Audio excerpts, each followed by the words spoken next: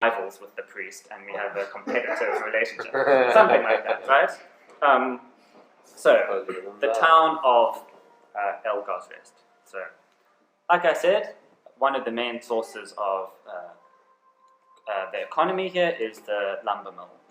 And we have, of course, the owner of the lumber mill, which is 1A, and then the lumberjacks who harvest the wood. Actually, let me go here.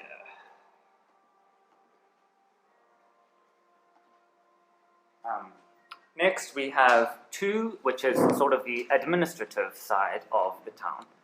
Every town has a mayor or a leader, and then they have a law enforcer or a sheriff. So there's the lumber mill, the owner of the lumber mill, and the lumberjacks. There's the town mayor, the leader, and then there's the law enforcer, the sheriff. Then, of course, because your town gets a steady stream of these pilgrims, there is a tavern and / hotel, and in the tavern there's the tavern owner, there's the barmaid or the wench, and then there's a tavern entertainer. So it's a bard or someone who does entertainment and keeps people, regales them with the story, the legend of Arwenwell and Elgar's Rest. Then, of course, there is the stone of Elgar's Rest itself on the top of the hill, and this is usually taken care of by a druid and a disciple of the druid. In addition to the little stone, there's also a small sort of museum with artifacts and books and other things said to belong to Elgar or to pertain to the mythology of the town. There is, of course, in the forest, there is a hunter that goes into the forest and supplies meat and furs for the town and leather. This is quite a dangerous job, so there's only really 1 or maybe 2, but very vital, especially during the winter months where the town is cut off mostly from the rest of civilization and really relies on the hunter for food during the sparse winter months. Then, of course, there are markets, so there's sort of a general goods market and then more of like an apothecary medical store. So that's 6. 7, there's a blacksmith and a blacksmith's apprentice. Obviously, the blacksmith needs to service the lumber mill and provide axes and what have you, and other sort of horseshoes and plows and things for the farmers. And then lastly, there's a chapel, a small religious site, and I guess a graveyard and what have you. And this person just looks after the spiritual needs of the town. For the most part, you're mostly probably a pagan town because you have this druid component, but there's probably also those who revere the gods and not just nature. Okay, so with this, is there like room for us to come up with our own ideas for this, or must we fit into one of these archetypes? So you don't have to be one of these archetypes. You can be something else if you want. Okay. But these are the ones that I have created existing characters for. So if you don't fill it, then we will eventually fill it with another character. NPCs. NPCs, yeah. NPC. Can I see it? You can look at the NPCs. So those are like the...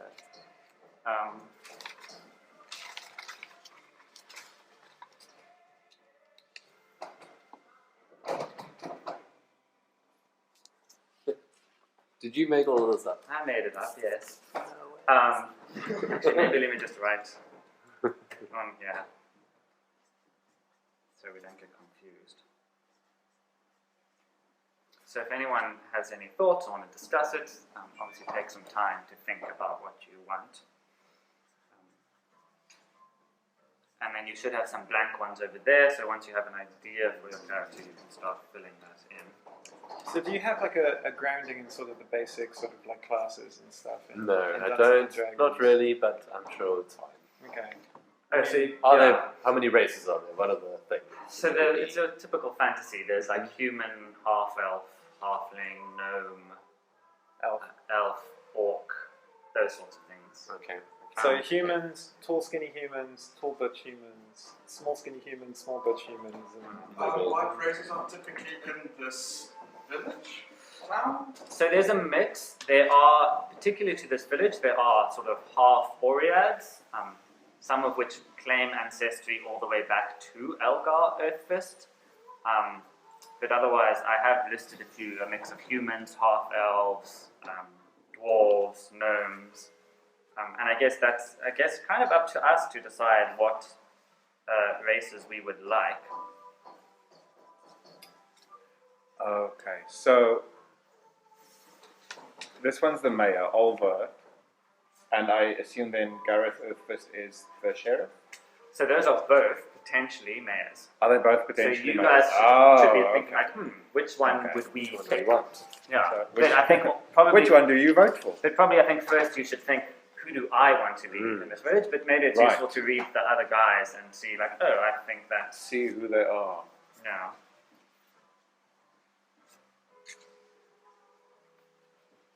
Ooh. Alright. You think food's ready? Perfect, so we can eat and think at the same time. Yeah.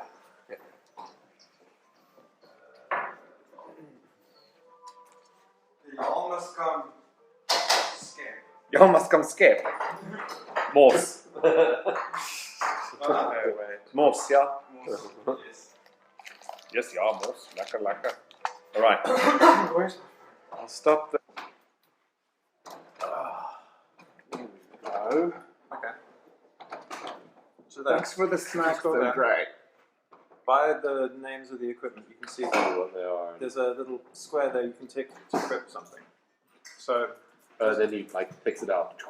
yeah, so if you equip your arrows, your armor, and your weapons, then you'll have them available, and they'll add to your armor class. Okay. Let's go there. I don't know. Click anything else?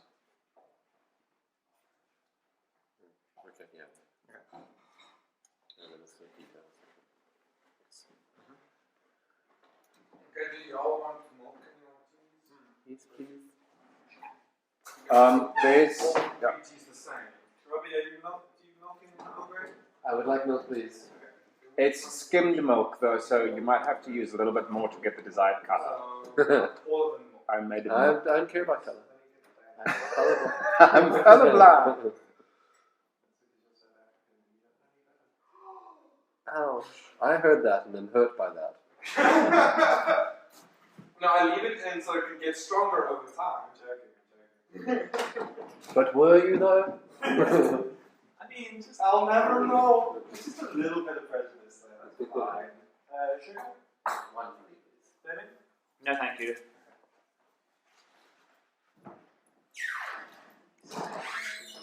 I should probably plug this thing in, otherwise. This is the sugar. This is the sugar.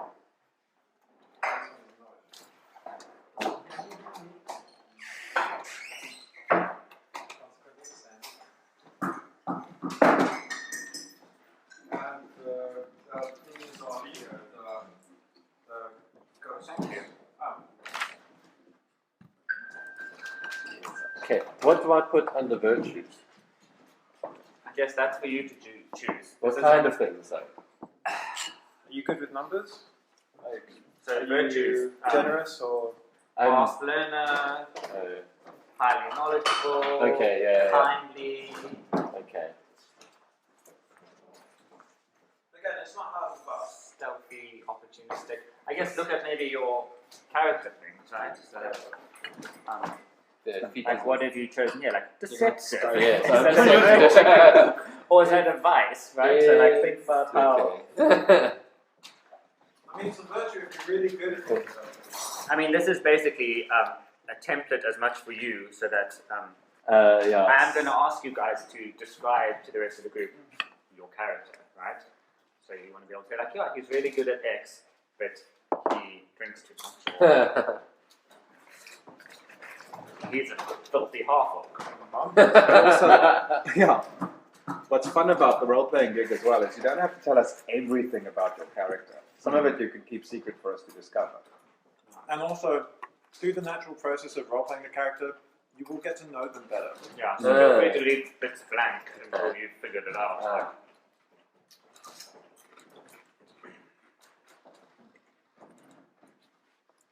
So my character's Space Cadet. Okay, so it looks like you guys all have a basic character now. So the next thing to think about is relationships. And maybe the first and probably easiest one is to discuss your relationships with other members of the party. So in what class are you? What is class? What is class? Are you a rogue? I'm a rogue, yes. I'm a rogue. Right? I'm a sneaky motherfucker. You're a merchant rogue. I'm a merchant rogue. Like, where do you get your wares from? Nobody asks, right? Fell off I'm a a lorry. cleric. Well, so what are you of me? Oh, are you also a gnome? Yes, I'm also a gnome. You're a gnome. Yeah, so you can figure out some kind of relation. And where do you work? At the complete opposite where you are. He's in the church, At number the 8. church. We probably don't like each other. You Yeah. disapprove of. Are you what the I same do. kind of gnome? Rock gnomes, yeah. Oh, you might be rebelling. I'm rebelling. Right? Then that- Rebelling by being a cleric. yes, rebelling from the rogue lifestyle by being holy. But then I guess, Further than now. are rock gnomes more likely to be mercantile, or are they more likely to be religious in this world? Which one of you is rebelling? Oh, Ooh. Oh, right, yes. I think I'm rebelling.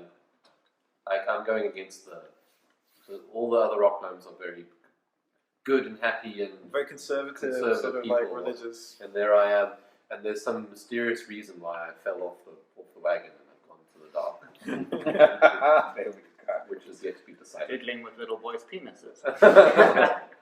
Which is where we met. Yeah, because like if you listen to the description of rock gnomes, and gnomes' energy and enthusiasm for living shines through every inch of his or her tiny Yeah, so body. they're like nice little people. Yeah, so we're nice, and he's the bad and I'm like I'm nice. I'm just a bad. mysteriously very greedy. And Okay, so Phil, do you have a name for your cleric yet? No. Okay, Oh, that's what you should have done in the beginning. I'm just going to call him Phil for now. Phil the cleric. Fill in the blank I with made a your name. name. So Phil the cleric has a bit of an antagonistic role with Robbie, Garlic the merchant, because Garlic is a bit of a outlier by gnome standards. Can I just say, I fucking love Garlic the Merchant. That's That's great. Garlic. Oh, is his name Garlic? My name's Garlic. It's my name. Time. Time. He's My name is Time. Yes. Or Rosemary. Yes, Rosemary's my middle name. So wait, what gender are we all? Well, I'm male, I think. I'm going to present male. Until I figure out what it is. Wait, do you have this? I don't know. I don't know exactly how drunk this guy gets. I think Garlic is a woman, actually.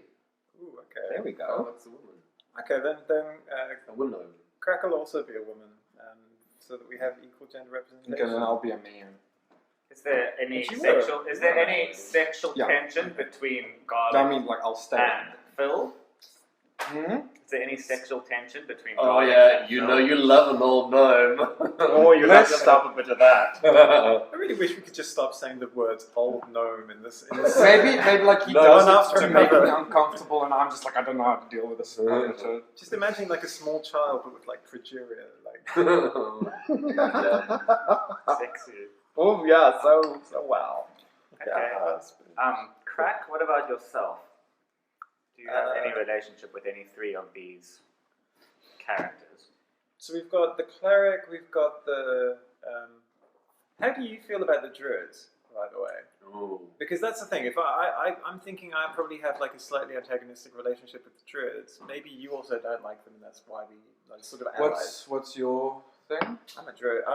They're like druids of like Oh, stone rock stuff. druids, And yeah. Oh, like- you're a Druid more with? I'm like druids of like the Spore. leaf litter. Like Yeah, no, because I will get my energy from nature and the gods. So we besties then. Yeah. Okay. Okay. Cool. I love big buses. Me too. Unholy alliance over here.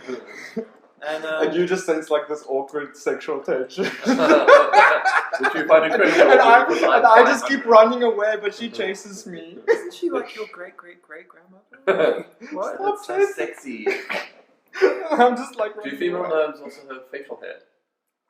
No, those No, would they're be dwarves. Those are dwarves, okay. I mean, yours could. If you want. Yeah, really. It's all extra up to you. chromosome. William, I'm about to Missing butcher your one, name. depending. Belvedere? Hold on. Beldegar. Beldegar. What is your deal, Beldegar? Well, everybody knows me as the town drunk, and for some reason, most people find the feathers irresistible when they're slightly tipsy. Yes, you're a feather I've- person. Probably slept with everyone in town. Including me. I don't know. But No, because I'm a very good boy.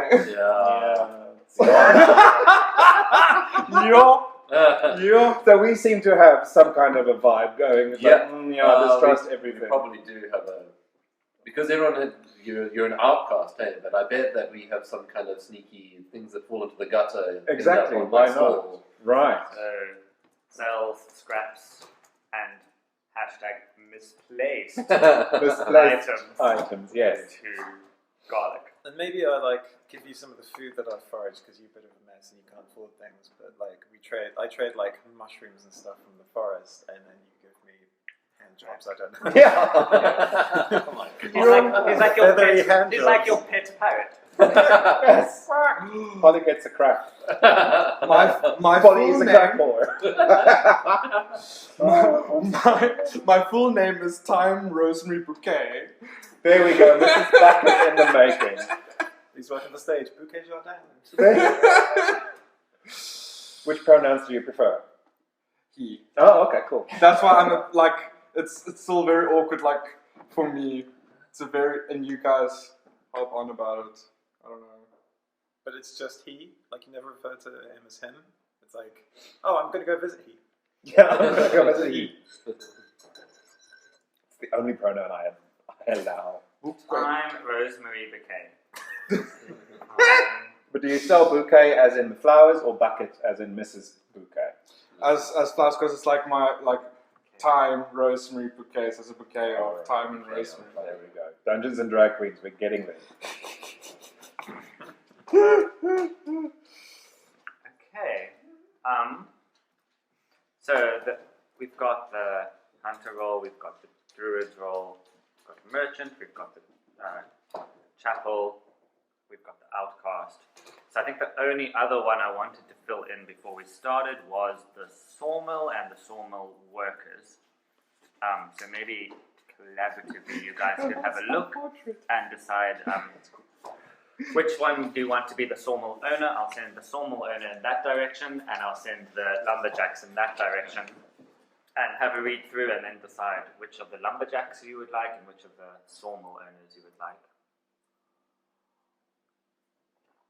Broad shoulders, exceedingly muscular, blonde, blue-eyed triplets. Yes, that one. That one. Can I order that one now?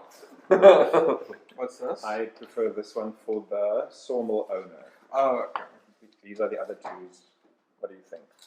Hang on, if they're too clumsy to work at the tavern, how the fuck are they operating a sawmill? No, these are the... No, these are the small mills. Yeah. Yeah, we have the They, sawmill owner. they operate the sawmill, they're just the lumberjacks. Oh, okay. I mean, still, if they're clumsy, you don't give them axes. I mean, they're not going to break a glass, right? Yeah. Or they're not big and getting in the way.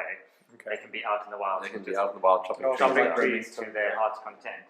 I like the idea of a hot damn triplets. Yeah, let's go for hot dog. Okay, hot dumb triplets. And who is the hot dumb triplets boss?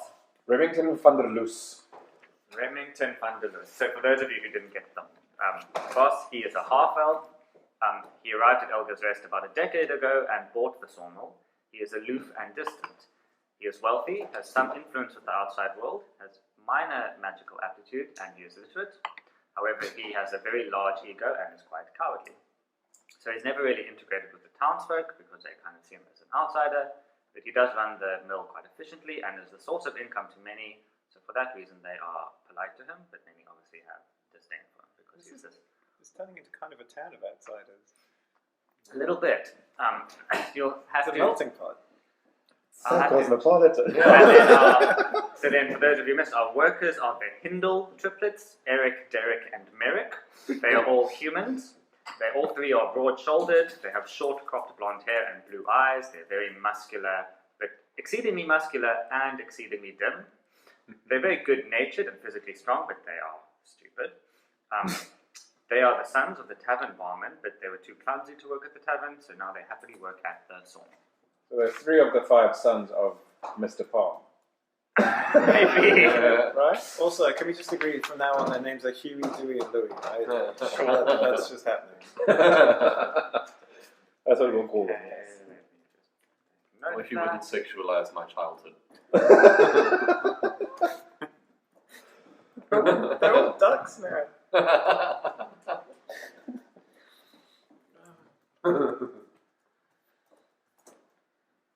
Lord, how much do I weigh? -2. True. I don't weigh anything. I am a flyer. Alright, so I think that's enough character creation for now. Is there anything additional that anyone wants to add before we proceed? Well, I still need to get my bag to put my stuff. Oh, wonderful. We shouldn't have eaten the cheese sticks. Cheese I'll swing them this way. I didn't see them, I apologize. Oh my word, there's dips! And we didn't even. There's more chips. Oh, Oh, yeah. thank God. God. I was like, Although I'm if gonna they weren't, use- I'm just going to use my fingers. you know, that's the thing. If they weren't, I would just be like eating it. Doesn't even have a teaspoon. Actually, yes. You are well prepared. I am. I'm going to have a tester.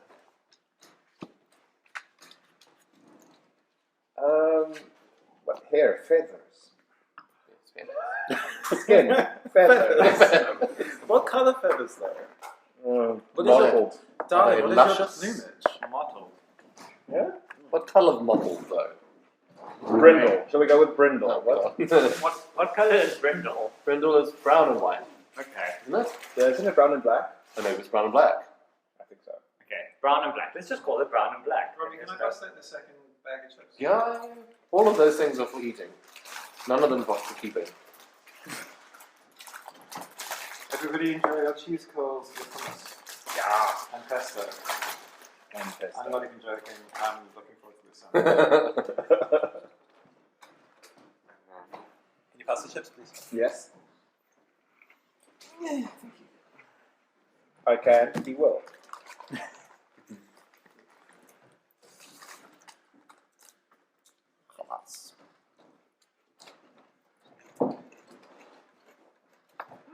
Sage and onion pesto. That's interesting. Very stuffing. I like it. Stuff it. I like a bit of good stuffing. There it is. You are a feathered freak. Apparently, even more than I knew. And also the town's bicycle?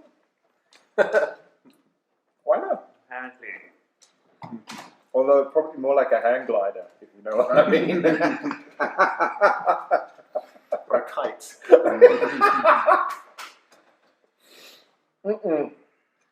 This is going to be fun. Just being the character is already fun. I feel like it's a topic of town conversation of like, what is it, like a cloaca situation? I mean, I'm sure half the town knows already, right? No, But everyone's, nobody will admit to knowing. everyone's hit it, but no one's sure. What happens in a dark forest doesn't come out of the dark. Yeah, exactly. What's taking forever? Let's go to... Swing some of that stuffing stuff over here. Stuff it. Cheeto stuffing. What background should I take? As a cleric. No, well, there's like, I think this is the generic backgrounds, like acolyte, criminal, spy, folk hero. Yeah, don't worry too much about that. I'll just be folk hero. People like me. He's likable. You're like the cleric. People come to you for like marital counselling. Yes, I am a very likable person. Yeah, because you're you. Bless me, Father, for I have sinned. have slept with a The cockroach. Again. That's wretched harpy. I love it. That is I've been amazing. tempted by the demon. Which artisanal accent. Just imagine your character doing like a dance with like feathers and like revealing it's like a ballistic. Probably something I do when I'm especially drunk. Like, ooh, have you seen my dance? Everyone's like, yes, we have. And just like blush. Yeah, he's a bit of a slut, but he sells the best eggs. Oh my god. It's a good thing I'm not running the inn. Oh my Eggs for breakfast. Oh, not today. You do know he's a male, right? Who knows? No, who knows?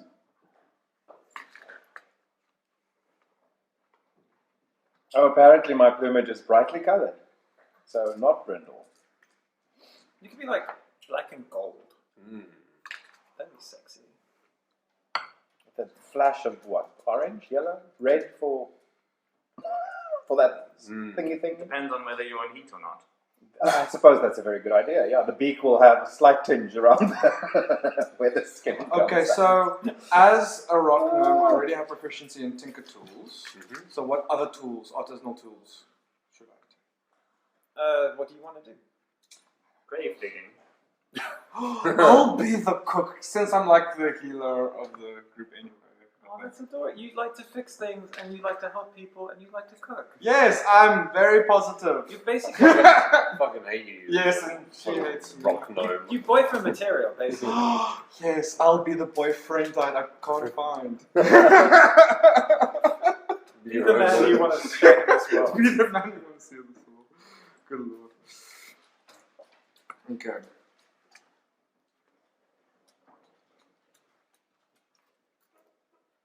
I feel bad. I'm just a smelly half-orc who lives in the woods. Who feeds the Aarakocra? So there you go. Ooh, what's my... I get all the seeds I've gathered, and I just throw them on the ground.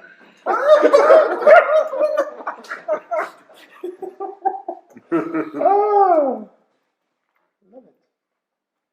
I should replace some Dungeons and Dragons. I'm trying to think of what flaw I can have, though. Neediness? I mean, you could just be overly enthusiastic, I guess, or optimistic. That could be a flaw. I'll think about it. Annoyingly so. Yeah, exactly. Like, nothing ever gets you down. You always think the best of everyone, even if it is like a giant bearing down on you. You're like, Oh, I'm You're- sure it's you're just naive. misunderstood. He just Yeah, needs to be saved. well, the bond I just added is I protect those that cannot protect themselves. Except for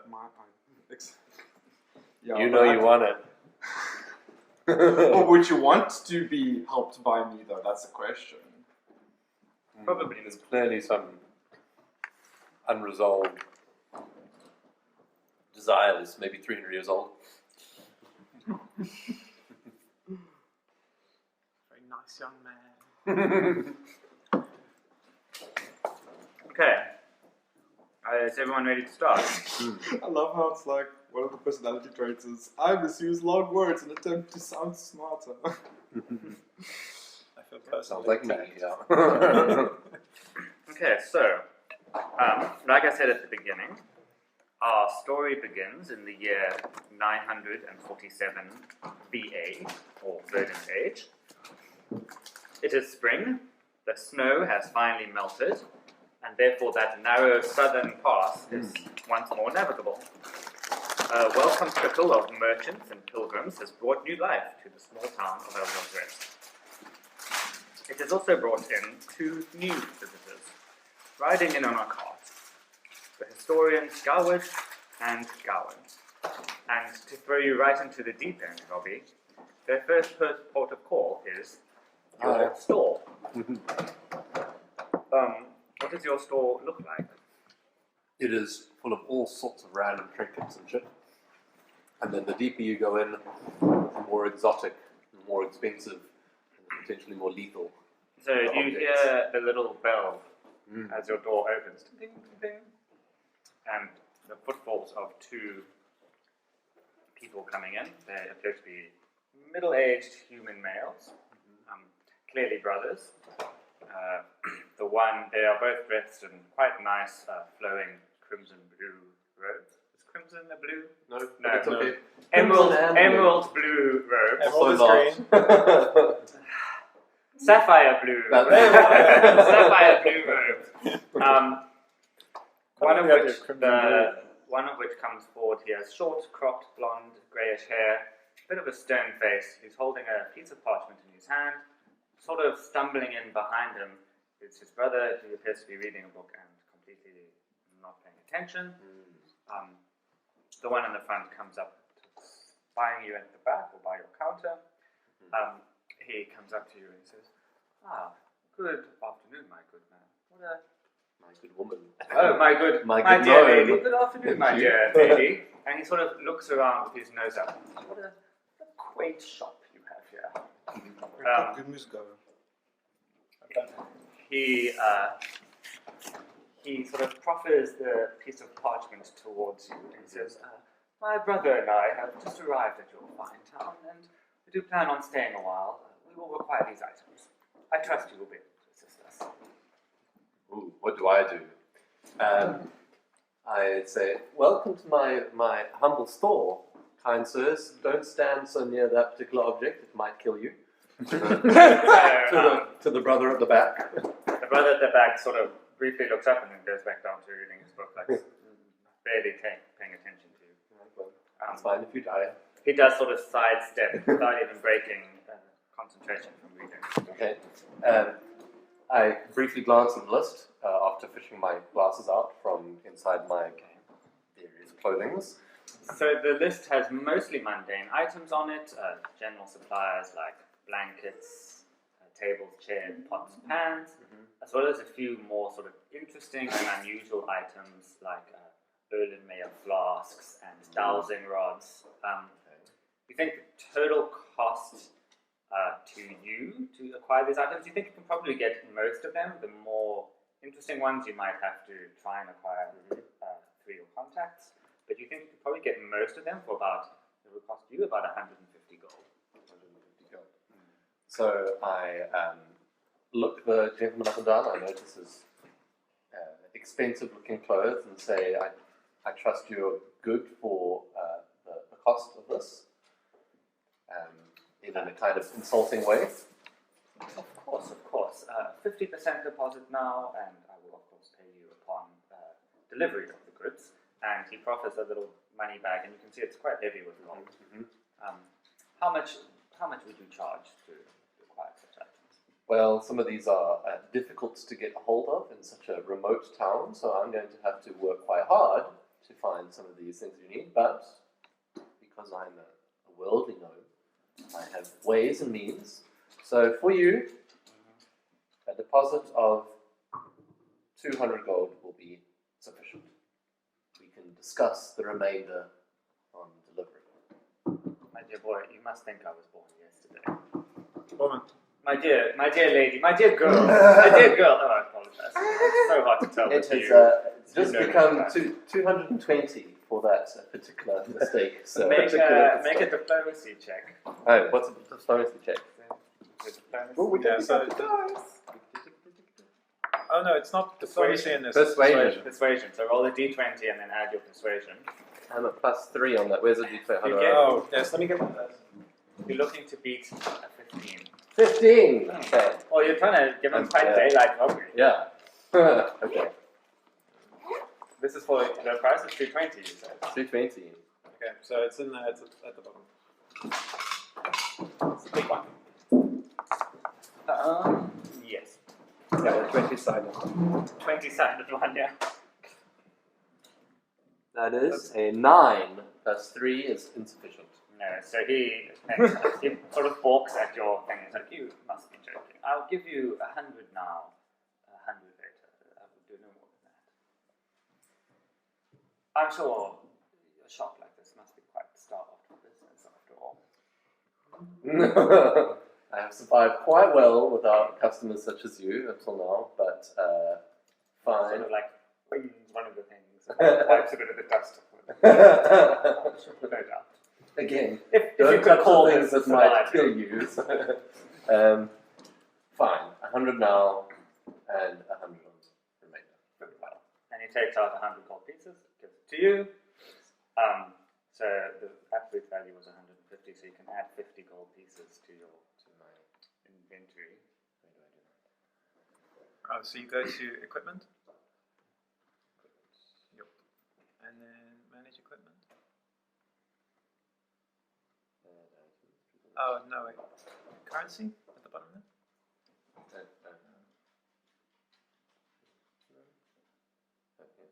Can you click that? Yes. There we go. So add 50 gold there.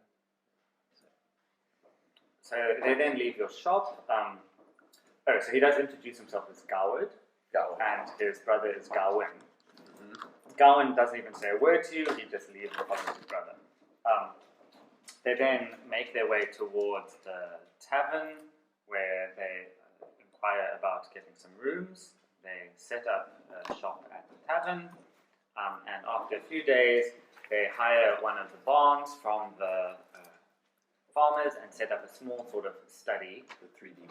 where a lot of your goods get delivered. They set up like a little research experiment facility, and then they start going about the town conducting their investigations. And one of the first stops that they go to is actually the chapel, Phil. So Yes. Time.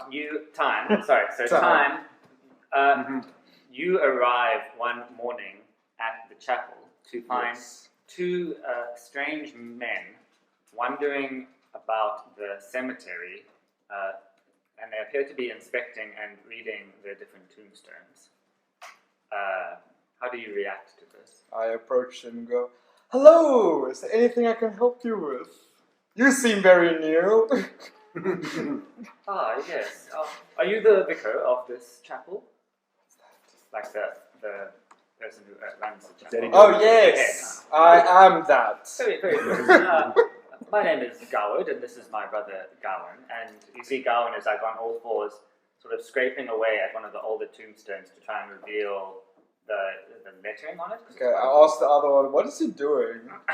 Oh, just some research. I don't suppose you could point us to the oldest tombstone that you have in this chapel. Do I know which one is the oldest tombstone? You probably would. Yes. They are sort of laid out in some sort of chronological order. Okay, cool. It's the one that's this over there in the corner. You can't miss it. It says pumpkin. Pumpkin. Yes. Great. It's the original settler's dog. He died first. At hearing this, Gawain then sort of perks up at hearing this and goes, "Original settler? Perhaps you can tell us a little bit more about this." So he walks you guys. The three of you then walk towards Pumpkin's tombstone, and indeed there is a tombstone called Pumpkin. Has a little dog. Little pause. Little paw. Period. And amongst them, they discuss the tombstone with you. Of particular interest, they're very curious as to the age and the date of the tombstone. The number should be on it. So the tombstone appears to be older than they think it should be. Oh. And they ask you a lot of questions about what you know about the original settlers of Elmhurst and the church. I tell them whatever you told us not to do. Okay, make an intelligence check. Okay, let me get my dice out. I bought them just to get it. Everyone's supposed to have their own dice. Well, no, you don't have to. It's a thing. You can even get a dice app if you want to. I just bought them because it's nice. That's something to fiddle with. What you said? What check? History. Intelligence. History, if you have history. Okay, I've got a proficiency in history. Okay, great.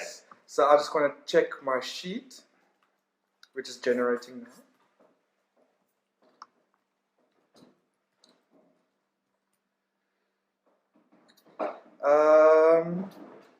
Where is my it would be under no, oh, that's where I'm already. Yes, skills. 6. 6. Yeah. Okay, so you don't know much more other than what's on the tombstones. Gawain is very curious because he tells you that, as far as his knowledge was aware, that Elgar's Rest was founded at about the year 50 VA, but this tombstone seems to be slightly younger than that, maybe about 20 VA. Oh. So it's a bit curious that why there were people here sort of before the town was formed, before Elgar sort of fossilized. Is commonly believed to be about 50 VA, so why would there be people here around 20 VA before Elgar had fossilized? Your tone seems very pointed. So, No, I didn't say that. so Gawain is like really eager and keen to discuss this with you, but Gawain is slightly more reserved and is constantly sort of cutting them off to not reveal exactly all they know, I guess. But they thank you, and then they ask you if you know anything about Elgar's final resting place. Do I know this? Probably, other than knowing that there's that Elgar's stone on the top of the hill, you wouldn't know anything. Okay. We have dedicated it as Elgar Stone, which is there. And your I church... think we can see it from Your here. church, yeah, you can probably just Okay. about make out. And your church doesn't happen to have any tombs, does it? Does my church? Does it? Okay. You tell me. No, not specifically. There's like a few underground, like smallish libraries, but libraries would be a very liberal term to use. Gawain picks up at this mention of library. It's like, ooh, could we have a look? Sure, it's a room with papers in it. Cool. So you guys head down into this little decrepit old like library tomb. And Gawain immediately sets towards like looking through them, and you can just see he's full of joy. He's so happy to be here. And he starts like taking ones off and putting them in a like bunch in his hand. And then he just begins walking away with them. Can you look at the stuff here? I prefer not to have the stuff exit the chapel. Gawain takes out 5 gold pieces, and he says, "I'm sure a generous donation to the church might change your mind. Surely." When can I expect them back? Oh, Gawain is a very fast reader. He should have them back to you before the end of the week. Can I see if they will bring it back? Sure, make a insight check. I'm just going to find my insight here.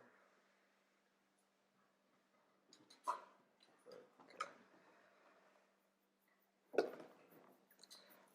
15. As far as you can tell,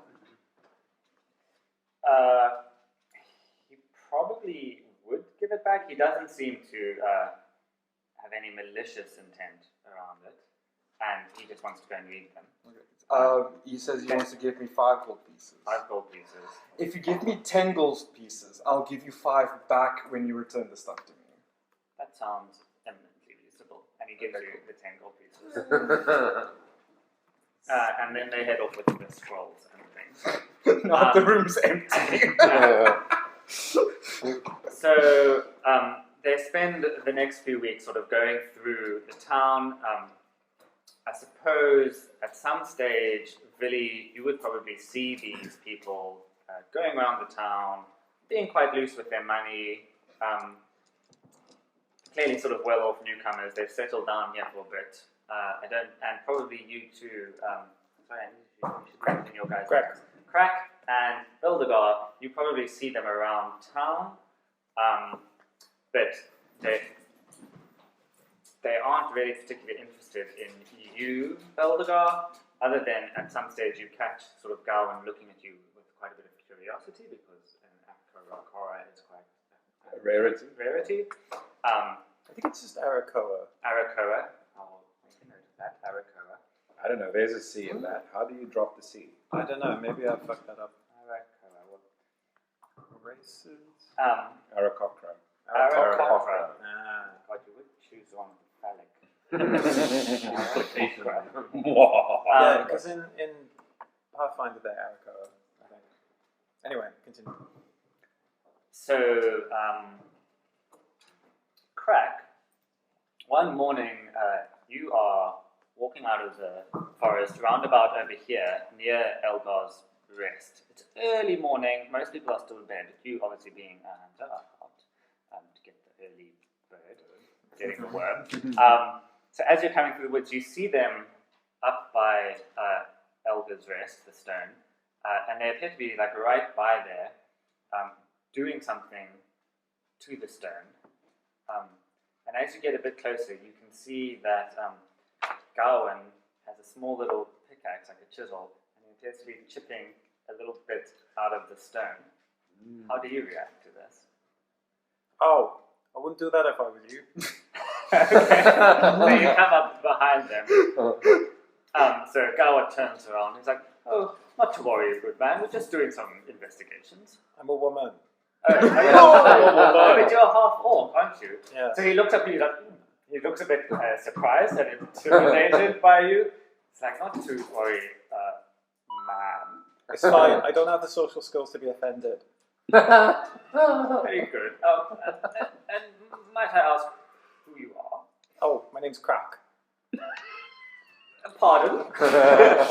Pardon? You heard? My name's Crack. Wow, charming. So, Crack, did I just see you coming out of the forest? Aye. That's where I live. I was told you went to go into the forest, and you look sort of like thoughtful, but you can. Oh, no, I wouldn't advise it. There's dangerous things in the forest. Dangerous things, you say? Aye, me. Well, okay then. Well, good afternoon to you. And he sort of turns his back to you and continues doing this. Oh, no, I wouldn't do that though. Because the druids of the stone, they get very, very angry when people mess with their giant phallic object. Trust me, it's quite alright, my dear. If this stone is, as they say, it will just regenerate. And if it's not, well then no harm. Then it's just a stone, surely. I mean, right? It just seems a bit disrespectful, doesn't it? I mean, you've only just come to the village. Already you're chipping away people's stones. It's a bit rude, isn't it? One might say so, but in the pursuit of knowledge and advancement, there should be sacrifices should be made. I think we can all agree on that, surely. All right. Well, let me know when you make some, and then we'll be all square. Make an intimidation check. I'm good at this. I'm a half orc. Can I have my dice, please? I'm playing with them. Intimidation. Fuck, I'm not. What? Oh no, because okay, I'm better than I should be because I have -1 charisma, but I have a +1 total modifier, 7. They're not intimidated by me at all. Darwin's still just chipping away, not even really noticing you there. All right. Well, don't. So are you the druid of this Elgar's stone? Oh no, they're wankers. I ate them. Well, we'll give them our best then, shall we? Well, it's just a bit rude, but you want to make your decisions, you make your decisions. You reap what you sow, as my mum always used to say.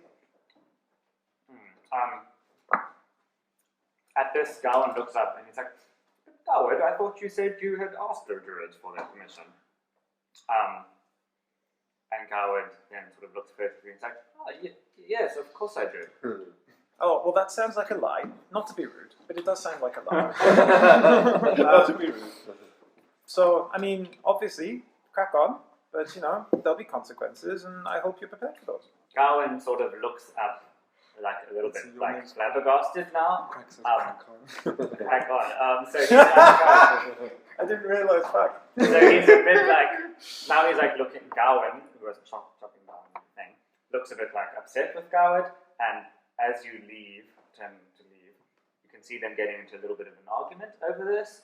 And as I leave, just a small smile appears in my face. Great. You've gone a little bit further when Gawain comes running after you. And he goes, excuse me, miss. Oh, my name's Crack. Miss Crack, of course. Just crack. Very, very well then, as you will. I'm not one to judge. I don't know what you're judging, but alright. I just wish to apologize for my brother's behavior. He can be a bit impolite at times, and maybe he's not always the most sensitive. Oh, that's fine. Neither am I. But there's just I don't say this because it offends me. I say this because there's a bloody great God lives in that stone, and you don't want to mess around with that stuff. That's there now. What do you know about this God living in the stone? Sod all, really. But And he looks a bit crestfallen when you say that. but it's a holy stone, isn't it? It's supposed to have the spirit of Elgar or whatever in it. He sort of, so they say as he looks back at it, and you now see he has a small little piece of the stone in his hand. He's like, well, I guess we'll find out soon. And he skitters off. He seems a bit odd, to be honest. Guess I'll go back into the forest and eat mushrooms. That's what class? Mushrooms? I'm not sure. Oh yeah, you said. Yeah. So, Eldegar, so you would have seen them, and they are staying in the tavern. All right. So, Good. I'll see them this is often. usually where you go drinking at the tavern, right? Okay, so one afternoon you arrive to see Garwood drinking a beer in the tavern. Do you approach him, or what do you do? He sort of looks at you, does one up and down, and then turns back and returns to his beer. Remind me, what time of day is this? It's like a late afternoon. All right, so I'm pushed. Okay. Probably. So you come into the room, drunk as a skunk. Drunk as a bird. Like looking for the barman and asking the first person I see. How much I got left in my tab? I happen to also be in the bar. Yes. Okay, I'm looking at you then. Sorry. Role playing. Yes. First person I see. There you are. and I say, we don't discuss your tab in public. Thanks very much. But enough. Okay. Two. Two of the usual, please. I still say please. So Garwood, who is sitting by the bar, seeing you coming in, sort of turns his nose up, picks up his beer, and walks off to like a table as far away from you as possible. Who's that? Do we know this person? Who am I speaking to? I'm in the church. Right, there we go. Hi. Who's that? That I'm is- bleary-eyed, that's why I'm doing this. Those are our new visitors who have too much money and are doing something mysterious in our town. Why don't you go make friends with them? Friends, they look schnapps. They look like schnapps. I bet you could get them to buy you a So drink. it's just Garwood down there. Garwood is not there. Alright. So the nice brother's not there. But The nice brother's not there. The youth, The rude one is distant there. brother. The aloof one is there. Alright, do I get a drink from somewhere? He's Yeah, given you I'll give you a drink. Alright, like great. nodded to the barman. The barman's He knows exactly what my poison is. It might even be water, we don't know. But it works a hell of a lot out of me. I take my drink and I stumble over to Gawain, this interesting person who just Gawain. left. Gawain. Yeah, Garwood is the nice one. Alright. Okay. The coward, I go to the coward. So he's like sitting there, and as you sit down, he like looks at you, takes a drink. It's like, I know that look, mister. Make You'll have to wait for sundown. Make a what's it? An insight check. Yes. Alright. Woo! It's not going to be good, girl. That's a 2. True. So chances are He still needs to look at his modifiers. it won't be enough for anything I can Yeah. guarantee. Imagine having like a +10 or +15 like. I'm doing a what modifier. Insight. Insight. You're just that good. Where do I find the insight again? What is it? Go Oh, it's over to here. skills. Skills. 5. So he looks at you and he says, "My good sir," and I can tell. Good guess. I can tell you are sir by the thingy, the plume, the distinctive cockpit plume. Fucking call me. I have experienced many earthly delights in my time, but let me assure you, they all pale in comparison to the arcane delights available to my fingertips. You have nothing to offer me, I'm afraid, even were I to bend that way. I chuckle and snort and down my drink right next to him. It's like, you think she's clever. Now, if you will excuse me. He leaves his half-finished drink there and heads up towards his bed chambers. Thanks, bye! And I drink his drink. Okay, so a few days later, late one afternoon, you're still in the tavern, somewhat blotto. As per usual. You encountered Gawain coming back from the study into the tavern. He has a bit of a worried frown on his face. There's not many other people in the tavern because it's still like mid-afternoon, so he started drinking it, except for you. Looking around, he sees you, and he comes and he sort of puts his hand on your shoulder or like shakes you somewhat awake. And he's like, "Oh, hello. Was Bill the Garl, wasn't it? It'll do. You haven't seen my brother, have you?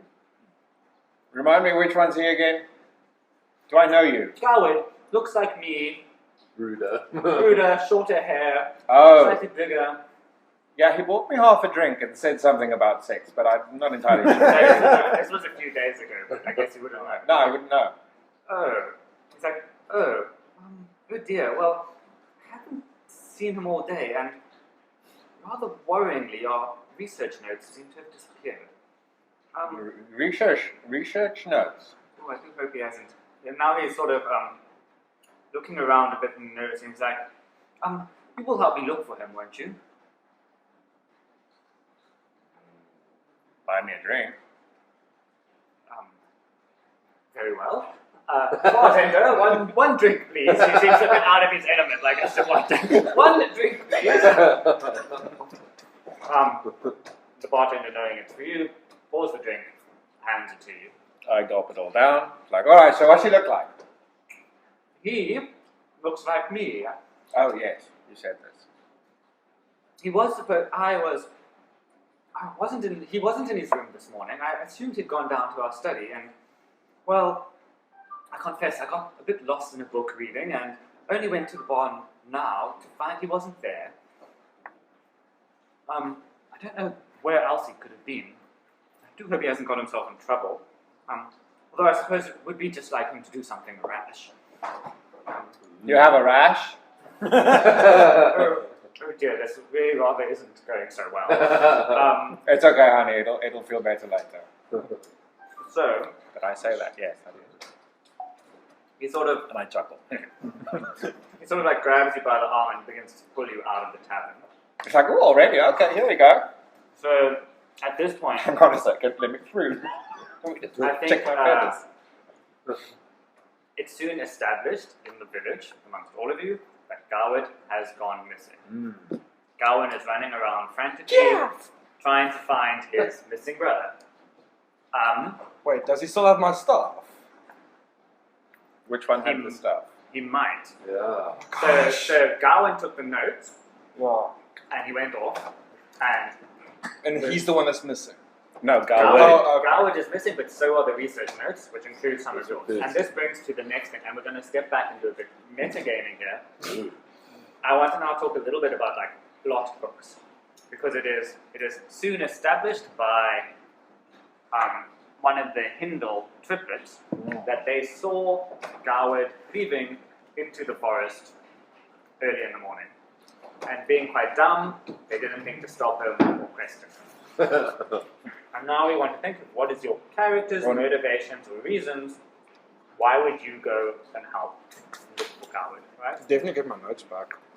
So that's a perfect motivation. You want to go get the notes back. I will do it for money. Sure, that's perfectly acceptable. Also, Because you got the other half of the payment left. Yeah, I need the other half of the So he payment has still the to other come. half payment.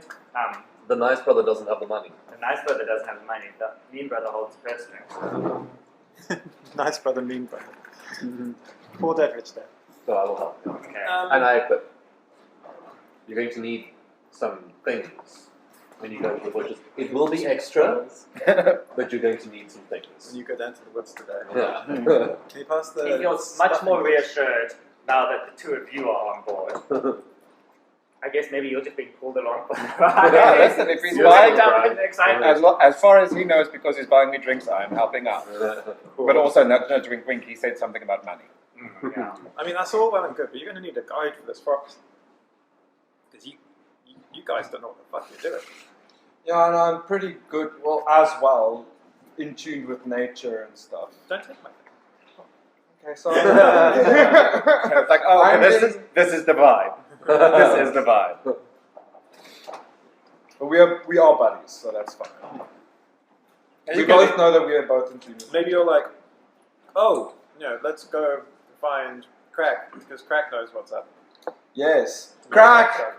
I say that's a very good idea. Crack! I need to get my notes She's back. got Will you come help seeds. me? She's got seeds. Crack's got seeds to me. Bring seeds. He'll just leave a bread trail Crab. to get back to the village and he'll just eat them. Okay, quick walk break. Look, Crack, my notes gone missing. Also, I can fly like really fast. Can you fly? Yeah, You got a fly speed. I'm a bird person. God. My I thought fly this was speed is quite excessive, actually. I thought you were like an ostrich or Nope, something. not this one. Like a...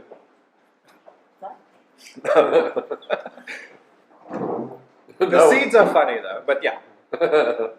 Listen, I take what I get. I give as good as I get as well, but only a few people know that. You chocos. Chocolate! Over all the things. Heavens, we are being treated. Can I have some more tea? 2 spells. Bless and cure wounds. Oh, there we go. There's water in the green thing. Yes, If you- what's in if the you- green thing? Just want to fill up the kettle. Thank you. I still have a book, so. At work. And yeah. Yay! What kind of tea do you want? I'll take some Earl Grey, please. Let's see. Very cute. You're one down here, one up here. Yeah, that's she did it. So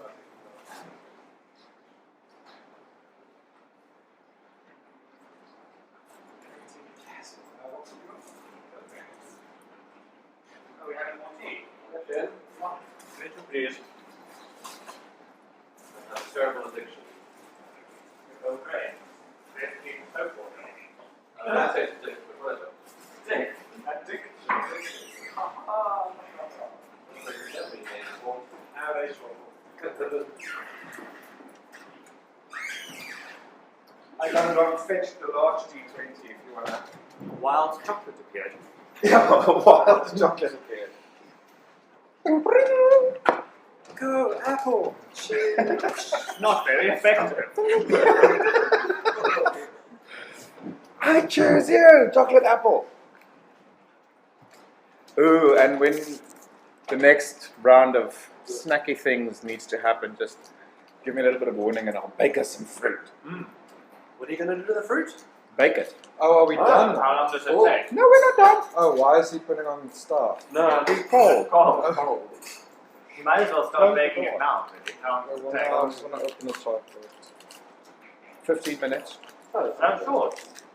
Once the oven is heated. Okay. So let's try like maybe 9:30ish. Billy, do you want sugar? No. Nothing, just as is. It's the only thing I have straight up. Thank you so much. I don't get it. Please explain. Wait, what? Four months over here, but only 3 of them have bags in them. One of these yours? No, this is mine. Devin, you want to? I'll have anything, but I didn't put anything in my mouth. Oh, okay, so this is yours. Do you want Earl Grey? I'll have whatever. I'll have soap. I don't mind. I'll have soap. So rude. Okay, just for that, you're going to have black tea. normal tea. Gross. That's even worse.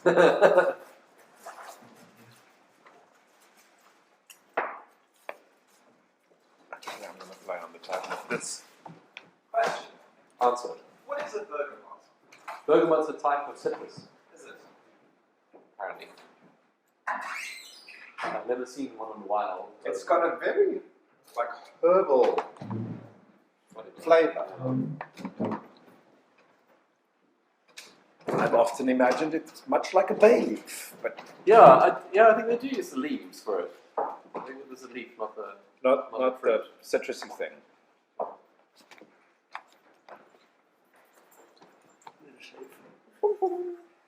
All right. Remember where you're going. So, Crack, if you are leading them, I would require you to make a survival check. Oh, I'm good at that. What's that mean? You roll to see if you can survive things. Which is like, survival is like tracking things in the wilderness or Outdoorsness in general. finding food. But I live in the outdoors, so this should be fairly good. +4. 18. Boom. So, you quite easily find the tracks of Garwood over there at the base of the forest. It'd be quite embarrassing if I could. The forest is it's still quite wet and there's a lot of mush. The snow is melted. But because the earth is quite moist, damp, soggy, these tracks are quite clearly visible. Tell me more. And he appears to have made no effort to hide them. You're just traipsing off. As your party heads towards the area of the forest that he's going in, Gawain begins to wring his hand sort of worryingly. And he's like, ooh dear. I think I might know where my brother's gone. Oh, I say, where the hell's he gone? He seems to be like racking his brains. He's like, oh, well, he did say I shouldn't show anyone this, but I suppose under the circumstances. And he takes his satchel and he sort of rifles through it. He's got a few different scrolls, none of which are yours. No. And he takes out like a filled up sort of tapestry, and he you can see it's very, very old, and he sort of unfurls it for the four of you to look at. So this tapestry depicts the legend of Arwenwell defeating the Undying One. So it's one of those sort of long tapestries that shows all in one continuous image all the different events that happened in this legend. And he sort of directs your attention to one scene. He says, see here in this scene, each of our Wenwell's disciples can clearly be seen picking up a fragment of the staff of the Evergreen and departing with it. Now, for those of you who would know the general lore, know that this isn't mentioned in most of the legends. The staff shattered, but there's nothing mentioned about the fragments being taken or used or anything. What are you talking about? Well, you see, rather the reason why we came to this town, no other document we know of makes mention of these shards being departed with, but, well, if that's true, it might mean that one of those fragments might be here in this very town. In Sir Loris's The History of Burl Breezelbud, the first king of the Halflings, he clearly states that King Burl visited this beautiful stone tomb to seek his counsel. We would find such a tomb here in the village, perhaps hidden under that hill, or the church, or the stone itself might have been the tomb, or that it may be referenced Elgar being entombed in the stone. The translation, of course, is slightly unclear, but of course that can't be. Several sources confirm that Elgar was still very much alive during the reign of King Burl, and he continues to waft and talk at length about all his references and his cross references and his different books he's read, but the gist that he has, well, of course, so the point is, we may have miscalculated somewhat. It seems that Elgar's tomb may very well exist. It's most certainly not that old rock on the top of the hill. My examinations have proven that beyond a doubt. I could have told you that. Well, you really should have then. And he sort of takes you, not sarcastically at all, he takes you at your word. Like, oh, well then, why didn't you? Didn't ask. I suppose that is true. Should learn to do that more. But if it does exist, based on what we've researched, it's probably 50 or so miles northeast of here. And clearly seems to be where my brother's going. Direction. Always was the impatient one. But I suppose there's nothing for it now. Shall we go join him? I hope he hasn't gotten into too much trouble. So you guys are going to head into the forest. So anything you want to do before you depart? Are we familiar with what's in that direction? So you would be. So the forest around the village is quite thick. Think like Titicaca forest, like thick, lots of vines, lots of canopy, shady underneath, lots of mulch, a little bit hilly. And you know that it is quite dangerous. Beyond just the normal forest creatures, there are a host of sort of fey creatures. Most of them, if you just leave them alone, they're fine, but some of them are quite dangerous, and the further you go into the forest, the more dangerous it becomes. So you hardly ever go beyond maybe 10 miles. So 50 miles in is like quite deep in the forest. You know that like that's quite dangerous. And the further you get in, the thicker and more uninviting it becomes. And you know, again, that it has these like amazing regenerative properties. That's why they call it the eternal forest. If he's gone that far into the forest, he's proper buggered. Well, perhaps we can catch up to him before he gets there. Talk some sense into him. And get my gold. And my scroll. I'm beginning to sober up, so I'm not very happy. I'm just like, nuts. And I don't have anything that carries alcohol, I just checked. So the I have hangover that too. Oh, brilliant. For a small fee, I shall do it to you. In kind. Alright. There we go. That's it. Well, if we're going after him, we should probably go now. I think. So it's just like after midday now, after lunchtime. He's probably got a few hours head start on you, but you being quite a good tracker, you might be able to catch up with him. So you give me a hand with the tracker in that time. Yes. What? Will you give me a hand? Yes, I will give a hand with that. cool. So you guys I'm head just in. Focus. I'm trying to, but there's like Who is 1,000 people who are paying my attention. It's Who is he? annoying. Turn your phone No, off. it's several people, including my parents. Just mute WhatsApp. I have my students messaging me. Yes. How do I help with tracking? So you just have to roll the d20 plus your modifier, and Four. if you get more than 10, then you're aiding them, essentially. Okay, but for what? Survival. Survival. Okay, cool. Oh shit, I need all the help I can get. That's an 8. Oh, natural one. Oh, natural So one. I'm not Five. very So that's familiar a with the forest this far out. So we get a bit lost. So you guys Oh, seem sure. to be heading relatively steadily due northeast before you lose his tracks. And so as you continue through the forest, the trees go sort of thicker, and there are vines, and there's sort of underbrush hindering your way, and you have to sort of like push it out of the way and break it.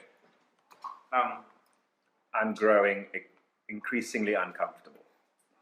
Being an air person, being in like confined spaces And makes sort me of nervous. Where you lose the trail is you come towards sort of a large patch of sort of thick, thorny brush. It's maybe about 80 feet long in the woods, 80 feet long, and maybe about like 150 feet wide. And you can see the trail going into the thorns, and he's sort of like broken them as he pushed his way in, but you can't now see where he's gone, right? sort of lost into the thorns. On the right of the thorns, sort of closest to you, because you guys are coming in from that side, you can see a rocky sort of steep verge that the thick brush is growing up against. So it's like up there. And they look like a reasonable challenge, but not too much of a challenge to climb up and across if you wanted to get over the thorns by not going in the thorns. However, you can see spider webs sort of crisscrossing on these rocks. Oh. To the left, you see after about 150 to 200 feet, the brush appears to sort of peter out. And it looks like you could walk around the thorns and stay sort of in the thick forest, but it would be the sort of longest way around. I think that way would be better. We can, when we're in the, I'm guessing it's a clearing. You have more It's a of bit a of a sense, clearing, yeah. more of a sense of where we are, because we're not very good. Unbothered, I take off. Take off into the sky. Yes. The sky. Okay. Oh, okay, bye. Going up the cliff. Let me just get out of here for a while. Gosh, I didn't know she could do that.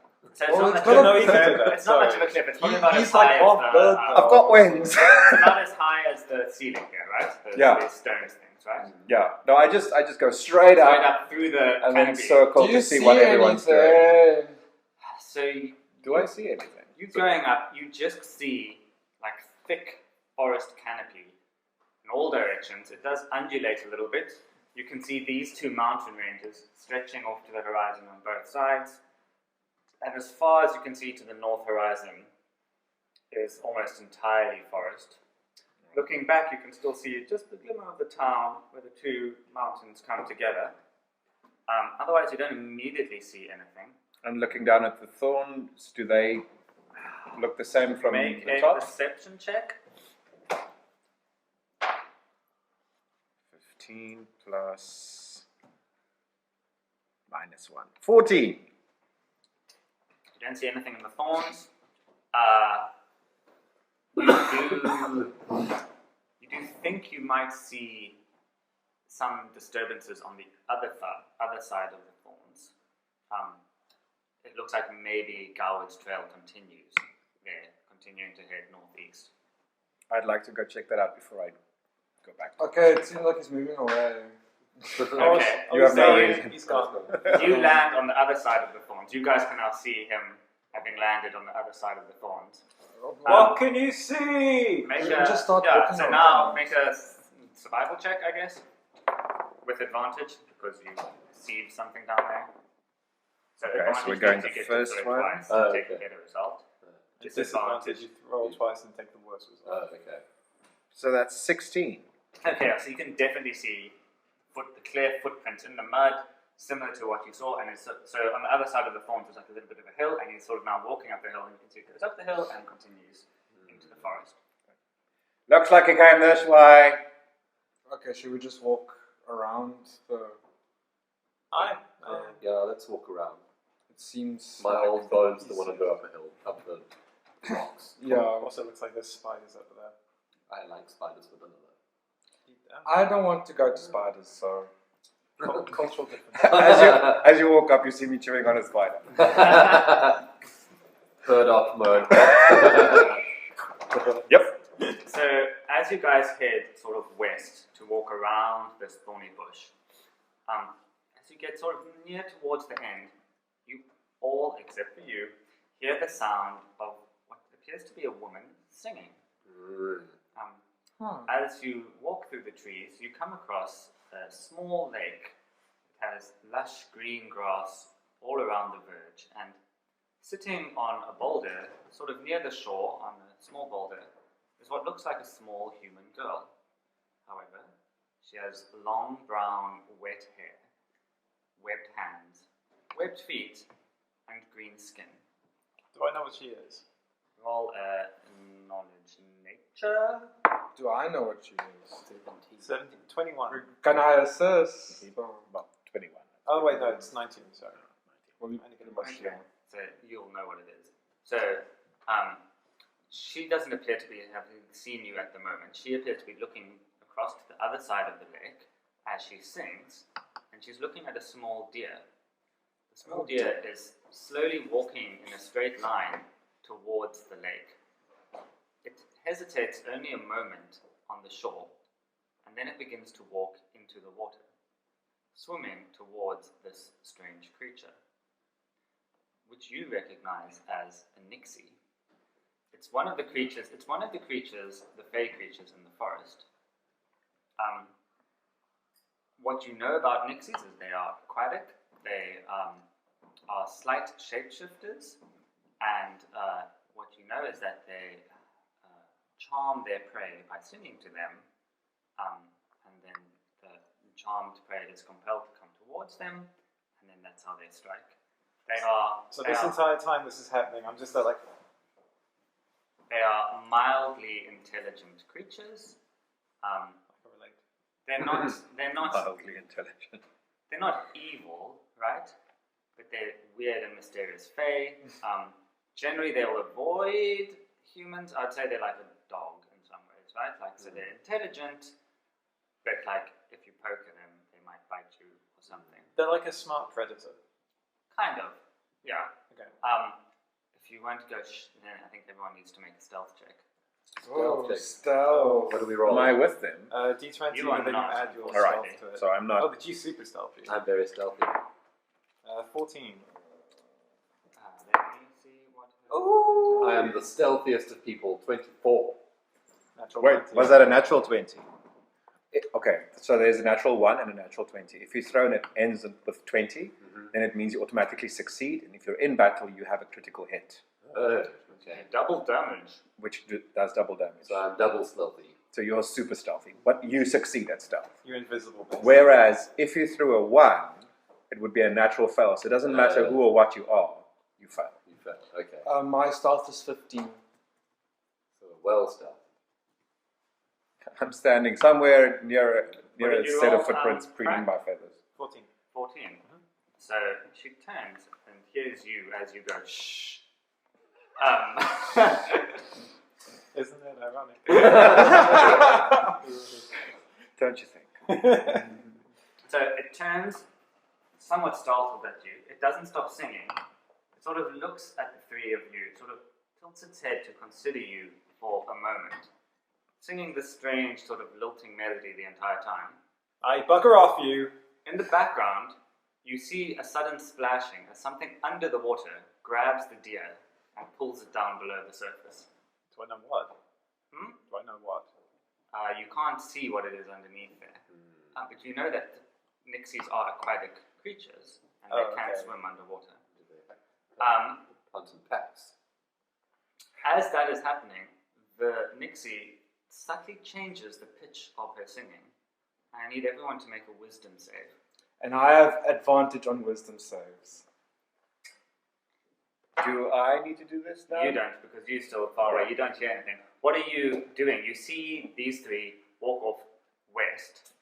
You're probably expecting them Wisdom in the next so if you go 15, 30 seconds. Alright, so I'll at just the sit bottom and of each of clean my here, feathers. Clean your each of feathers, your maybe. skills. Apparently that's is a what modifier that you add to Aarakocra a do. D20. So if he were to ask you to make a strength check to push a ball, I would not be able to do it. if you roll a D20, you take one away. Yay! So you're looking to beat a DC of 15. 5. Oh, okay, 19. I'm good. Oh, No. that is Oh, goodness 16 plus 1. 10. Now. Okay, so Daring me. Oh, dear me, dear Clap our me. hands on our ears or something. yeah, you all No, she hear- changed her pitch. yeah, Bugger off!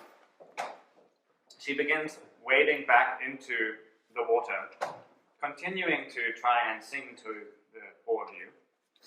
She sings really badly. But I know, right? Like she's all over the place. Find the note. Find the key, darling. realizing that none of you appear to be responding at all, she heads to like the middle of the water and then stops singing and stops in the water. Guys, if she might try and eat us, so be prepared for that. She's about the size of a gnome, I guess. She's like childlike. Okay, well, And she's got I flags. equip my little crossbow. And me too. I've got arrows. Okay. But whatever that means. the lake, there's like the bubbles, and then the bubbles spread out, and then the lake goes quiet and still. I say, let's get out of here quickly. Where is our way? Is this just incidental on our way, or? Yeah, so the thorns have ended, sort of at the verge of this lake. So you could either go all the way around the lake if you want, or you could just go around the thorns along the edge of the lake if you wanted. But if you wanted to give the lake a wider berth, you'd have to go all the way around, or you could sort of walk between thorns and the lake. There's like a narrow gap of about 10, 15 feet. Which way do you guys think would be the best way to go? Let's go quick. Let's go between the thorns and the lake. Okay, and I also take my shield out. Shield out, okay. I have a Build the shield. guy, which Ready for did battle. you see a better way I'm just scared. around the lake? Have So they he's reached not- me now? Okay, so now you guys go. You go through. Nothing happens on the lake. Nothing happens on the thorns. You get around, and you come across Beldegar busy preening his feathers Oh, on I the other see. side Okay. of the forest. Like, oh, there you are. I'm sober. I'm angry. And slightly horny. Fake Satan. It's very clear. Because your plumes are standing on it. I've been preening. When you're a Girl male, done did a weave. Oh my gosh. you're a male bird, so you're pretty. Yes, You're really pretty. very pretty. Okay. Gold and black, actually, Who's the with pretty some bird? red shades. Pretty bird from the It's pretty funny. Beard going, okay, scratch, scratch. Okay. So what do we see from where we are now? So you tell them what you see because they've joined you. And what did you see? Right, we saw, well, he went this way. And I don't Okay. slur my words when I'm sober, so like, So Beldegar shows you the tracks going up the hill. up the hill. You guys can try and follow them again if you want to roll another survival. Yeah, got Okay, yeah, let's. Must I assist? Hmm. Yes, I will assist. got a nudo. Okay. Assist in survival. Survival, yeah. I've got an 8. If you bump me up to a 10, that's at least respectable. I will now. Somebody who knows as far as like supposedly like the back of my hand. Like, You're pretty shit. I'm not doing very well. 8. Let's just say you're not really invested just 8. Just along for the ride. Yeah. Okay, We're still so very terrible. Yeah. you guys you manage to continue to vaguely follow his trail. You lose it at times. You continue to get it. You lose it at times. As you're going in now, the forest is starting to get a lot thicker and denser. And whereas previously it was sort of like dappled with light a bit, now there's a complete covering of the canopy, a thick covering. Beldegar, it would probably be very difficult for you to fly up out of this canopy now, if you so wished. And as you're walking along through these sort of like dark, thick, you can see these are very old, ancient-looking trees, lots of moss and ferns on them. As you're walking through here, after about maybe half an hour of walking, you do a bit of backtracking. It takes you a bit longer than you expected because you often have to go back, find the trail, go forward, go back, find the trail, go forward. You're walking along when you notice a slight blue glowing as you come around a copse of trees. And there you come across 4 large mushrooms. So these mushrooms are incredibly large. They're maybe about 1.5 meters in radius. They look like flat sort of satellite dishes, and they've got like a central little bulb in the center, and it's the bulb that is glowing ever so faintly in a sort of ultraviolet blue light. Do I know what these mushrooms are? You can make a knowledge nature. I'll also make a knowledge nature if that's okay. So what I would say is take the highest, and then if the other one does an assist. 14. 9. Okay. Well, you are a druid of the spore, right? So you recognize these as stun spores. Crack is genuinely excited. So what you know about these mushrooms is that they're quite thin and flat and go all the way out and have a large birth, and then they have this central sort of glowing center. And how this works is that the light attracts bugs and insects, which come towards the mushroom, and when they touch the actual gills of the mushroom, the insects die, fall into the earth, feed the mushroom. So this is, it's like a carnivorous fungus. Clever. I just need to look at what are the skills of characters again. I need to make sure what skill you might need. I am dexterous and sneaky and cunning and things that are not useful against fungi. The sneak around the mushroom. Tell it lies. Tell pretty little lies. I'm just trying to look. They're beautiful. You're a beautiful Look mushroom. like a Linda Okay, Evangelist. so I'll say this is just a nature thing. So, Crack, what you do know is these things are quite interesting because that central little glowing orb in the middle, it can be picked. And if it's picked correctly and delicately enough, you can then keep it inert and you can then use it as a weapon. And what happens if you manage to successfully pick it, you can then throw this, and when you break it, it releases like almost like a stun grenade, right? But they are quite difficult to pick because if you touch the mushroom, you can get quite a nasty shock. Even though it's mostly only for insects, it can even kill like small mammals. And there are 4 of them that you see in your vicinity. Guys, I want to pick the mushrooms. I think we should pick the mushrooms. I know that they're sort of valuable. You've got tiny childlike hands. You're probably quite good. I Don't know how to take this. I'll do it. If all the god chuckles. Alright, I'll do it in case I can sell it later. So how are you going to do it? Remember the radius of these things is about 1.5 meters. It's quite And how high are they? Where is They're the flat bulb? on the earth, and it's the bulb is in the center, and then there's like 1.5 meters radius of like very flat, long, thin mushroom cap. So can I crouch down underneath it? There's not enough space. There's not enough space. You can't touch the top of the cap. Can I hack at it? With what? I have a swordy thing, I think. Eldegard, could you maybe sort of just hover over it and like just pluck or something? Or like lower our gnomish friend and then just like pick it up and just like Okay. with your bird powers. Is that possible? Yeah. I point to the nearest mushroom and cast True Strike. True strike. So what does that do on the mushroom? Your magic grants you a brief insight into the target's defenses.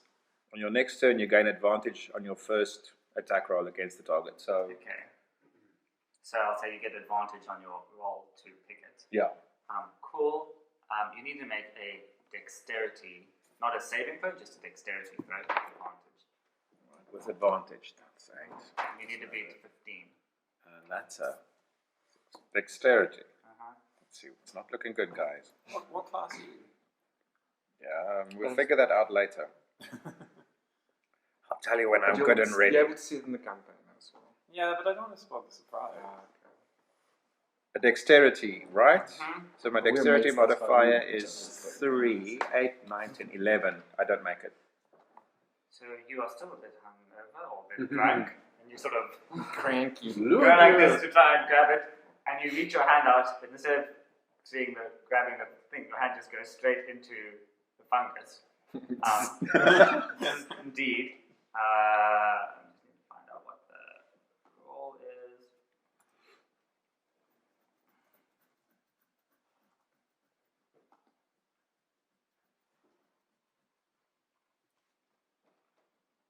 So I need everyone to make a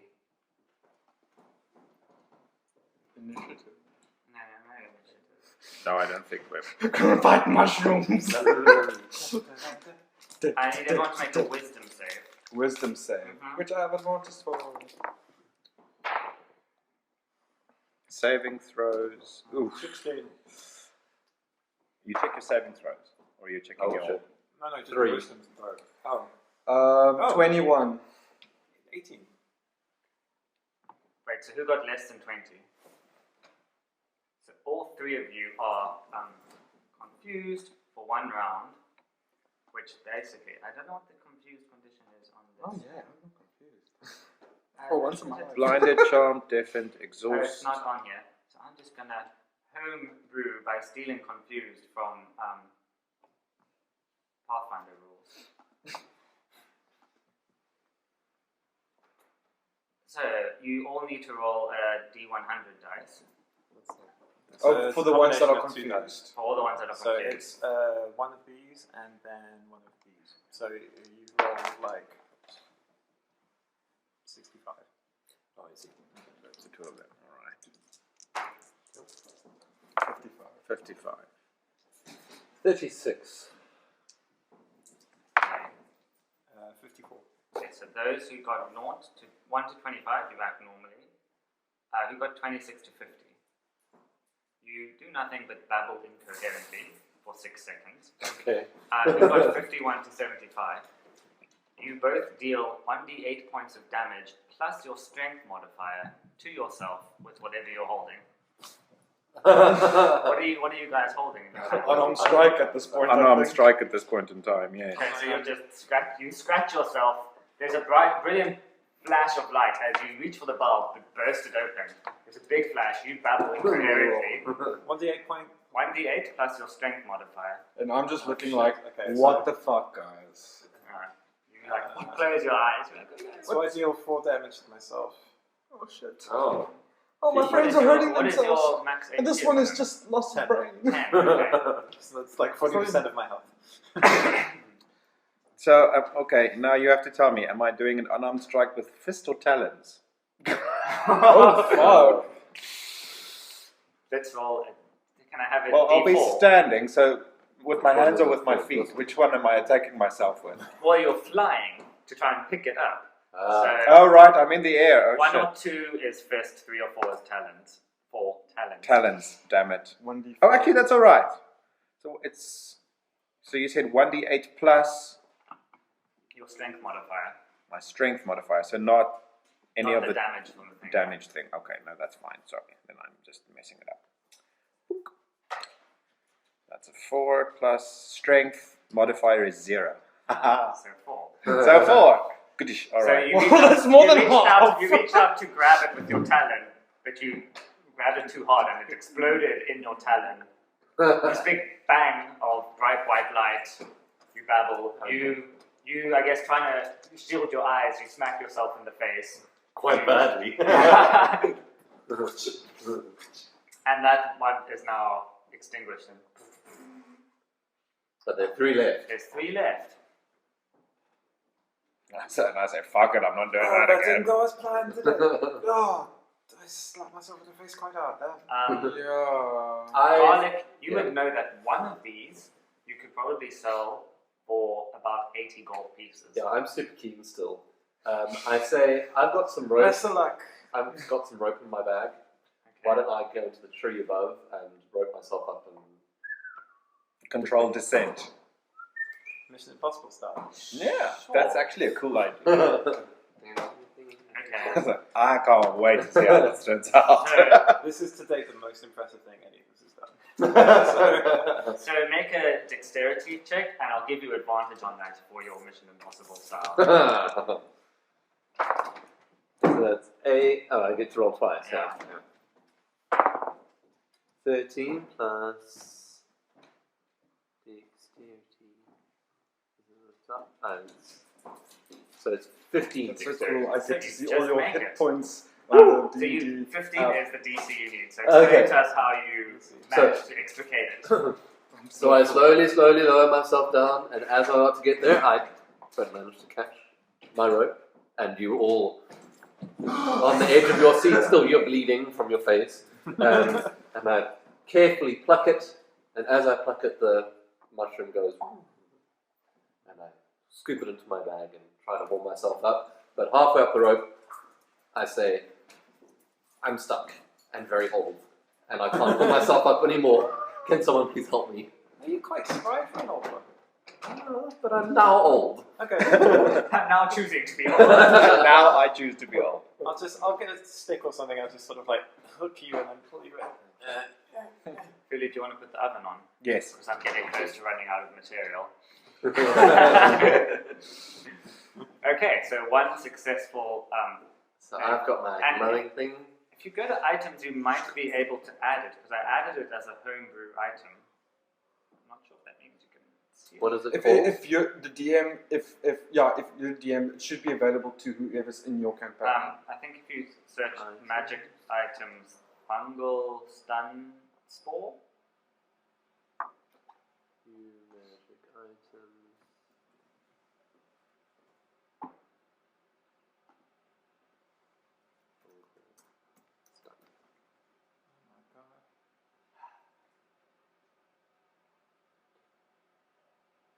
How do I browse? I just need to figure out how to share. But if it's not there, I'll figure it out. Later stage. Okay. But let me just tell you what it does. So, when broken, a fungal stun spore releases a flash of bright blue light in a 10-foot radius and dim light in a 20-foot radius. All creatures within the flash area must make a wisdom save, DC 20. If you fail, you are stunned for 1d2 rounds if you're in the area of bright lights, or you're confused for 1 round if you're in the area of dim light. Dim lights, okay. So it's quite a powerful thing. It is quite powerful, and it's worth Which I about luckily 80 could save gold. myself on. So you've got one of those, there's 2 fungi remaining. Should we try to get the other two? Are you keen to do another Mission Impossible? Or did it inspire one of you? Because this one's not. I'm not going up on that. That cost me more Your than half feathers my. have gone all like static. I'm just sitting there. Going, I don't exactly have anything that could do whatever she did. So I think I'm satisfied with one. I'm like, I got one that I'm going to sell. I'm keen. And I'm you? fine. No, that's stick. I'm good. I've tried once and I slapped myself so hard in the face I bled. So yeah, and I don't want to try it particularly because yes, 2 out of the 3, well, 1 out of 2. how difficult is it to pry that loose? No, it's easy. My character is asking you. It just popped straight out. Very easy. An little old lady managed to do it. She says, needling you. good Lord lady. I'm no going to Tom try Cruise. something. Okay. Seeing as how that the mushroom died after that was plucked, and try and remove it by using prestidigitation. Alright. It's a harmless sensory effect, but I'm using like a blast of wind. See if I can blow it off. Ah. Okay. Make a d20 with advantage. All right. That's 8. Next one better be. Where is it? 12. So just a straight d20. Yeah, just a straight d20. All right, that's So 12. you do manage to blow it off, but you slightly overestimate the force you need, and as you blow it off, it explodes. But luckily, you're at far enough range because you use your prestidigitation that you see the flash of light, but you're not affected by it. All right. Okay. One more. Almost. remaining. Almost. Try again. There's one more. All right. And your method seems to Thankfully, it's a cantrip, so I can do as many as I want. We believe in you. be... You I can didn't know do she could do it. that. Maybe Again? that's why she's so popular with all her blowjobs. Yeah, no, that didn't work. It was a 9. Was the best one. Yeah, so you explode the last one. Last one. You just seem now like a malicious. You're against spores. Yeah. It's like, hey, it's a disco. You're taking out your anger on the remaining spores. Yes. All right. Oh, they were pretty, weren't they? Oh, we got one. Hi. I'm Okay. very happy with my one. It's not bad. It's going to pay Wait, for so it. where did the footprints go that we were looking for? They passed by here. They're continuing northeast. Okay, so should we carry on? Go on, then. Let's go. Because that's Yeah, let's the go. actual reason why we're going. I want my notes back, people. Making a mental note to come back here and see if these are edible. They're What's edible. left of them? Yeah. Ew. I'd rather have the spiders. Thanks very much. Okay. Y'all have some weird tastes. I'm just saying. I don't know how to cook potatoes eventually. So you continue. What? You don't know how to cook? You continue walking. It's getting more and more difficult to follow the trail because the forest is thicker and there's a lot more overbrush, and it's harder to follow exactly where he went. And you're doing a lot more pacing back, going off the trail, coming back. At one of the times when you go and lose the trail a bit, you surprisingly start to come across stone carvings in the middle of the forest. Damn, I wish I would have dwarf. They appear to be of various different art styles. So like your marble Grecian carvings, maybe your more like granite, sort of Aztec. Can I check if I maybe recognize something from it? Sure. Okay, what do I roll? Knowledge history or knowledge religion? I'll check history because I think I've got. I thingy also on want it. to roll and see if I know, because I want to know if I can sell it. Yes, I'll do history. So roll what's in the praise? What would be in the praise? 16. Okay. So what you recognize from them time is they're quite an eclectic collection. So you recognize a few of these stones and statues as fairly modern, recent art styles, but some quite old and quite ancient. A variety of different styles from different cultures. There's not one sort of unified theme. Some of them have like vines and a bit of moss on them, but for the most part, all of them appear to be still quite well maintained, right? They're cleaned, they're not broken, they're not damaged. Even though some of them are very old, they're still in pretty good condition. Okay, I tell this to y'all. It looks like they are at least being cared for. And these, sorry, did you say these sculptures were figurative? So What do they look like? So there's a variety. So there's some that are like if you'd imagine like what's it, the Athena Venus de one? Milo? Yeah, without the arms. All right. So there's like that sort of marble Yeah, statue. some of them look very There's artsy. some of like fantastic beasts. Are any of them small enough to put in my bag? Make a perception check. Or investigation. Make an investigation check.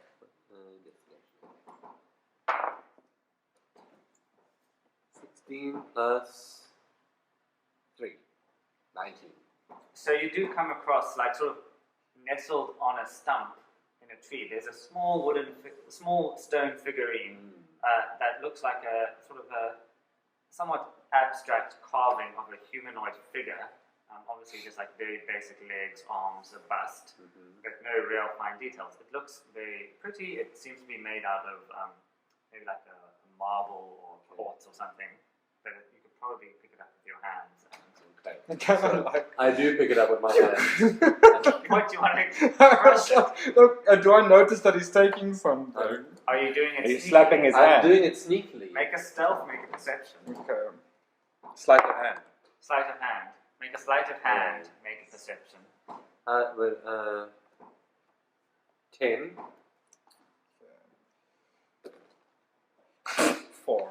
You do not notice your stomach. So you If I noticed, I would have like not accepted that. That's dishonest. I know.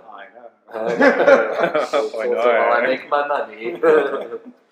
So do we recognize the sculptures as being belonging to any civilizations or cultures? A variety of civilizations and cultures. There's, Yeah, but we do know which specific ones. Do we recognize any of them as having already been here previously? Do we recognize something from our own culture? You would recognize some from your own cultures. So there's your king.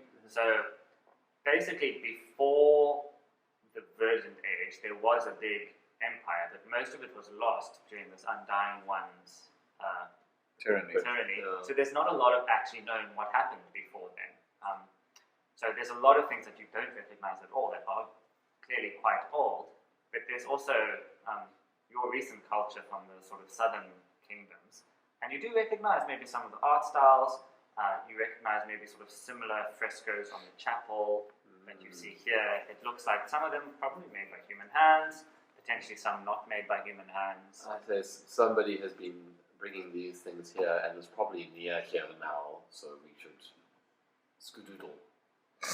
Do I see anything from my plane? Because the Arakokra come from the elemental plane of air. Do I see anything from my culture? Do I see an Aarakocra? You probably do. Wow. I don't know what that would be, but a statue of air. Something from the elemental Something plane. from the air. Yeah. Just an empty pedestal. It's like, and here's a statue of it. And this Wow. is from the Well, I elemental think it would plane. be like kind of like Zelda, Wind Waker, like just those like. Or like that jar from No, Beauty and the listen. Beast, except with nothing in it. There are cities in the elemental plane, I'll have you know, the air one, Okay. So, looking around at these statues where my species now, comes from. you do notice that they appear to be arranged in a sort of like a circular layout going around like that, right? You guys are sort of at the perimeter of this circle. I'm very Also- uneasy. Someone, well, also quite recently, relatively, is doing this. Why though? I pick up a small rock or pebble or stone or something from the ground and I just chuck it into the circle. Well, aren't we in the circle? You're sort of at the Yeah, periphery. There's Yeah. stones all around, interweaved amongst the forest, right? But you can see it's roughly making like a circular pattern And around. there's like a clearing in the middle. Is there? Can't really see what's in the middle. There's trees and trunks going all the way in, but you can kind of see that they you'd have to go further in to see what's in the middle of the circle. I chuck a rock at it. Nothing happens. I definitely see something from my plane of existence. Plane of air, yes. Yeah. Alright, no, I'm highly suspicious and uncomfortable. I cast Mage Armor on myself. Okay. Do we see any animals in the area? Make a nature check. Thanks. That took me longer than it should have. Sorry, a perception check. 10. You see some small butterflies flitting about. It's actually quite pretty here with these sort of statues. There's a few birds twerping. You see like beautiful blues Twerking. and orange butterflies. Twerking flitting butterflies. about. And again, they seem to be sort of in the area around this circle, right? This area seems to be a lot more sort of like lush and not beautiful, but like looking more spectacular than maybe the rest of the forest. Okay. Can I hold out a finger, catch one of these butterflies, and then cast Speak with Animals? Ooh. It's the thing that I can do. Okay, let me look up how Speak with First have to Animals do works. animal Where do you see all this shit? Oh, so I have spells because I'm a druid. You do not have spells I don't have because you are a spells dwarf. because I'm not a thingy. But you have features and traits, and sneak attacks and the like. Okay, I should read these. Speak with Animals. I should read what I can do.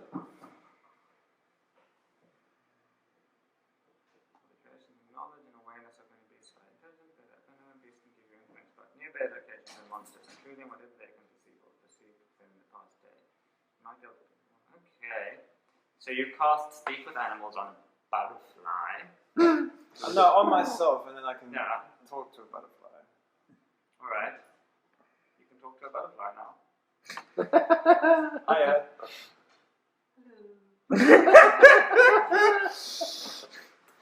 I don't know what Damon's butterfly voice is. It's like, Asia O'Hara. It's an Asia O'Hara.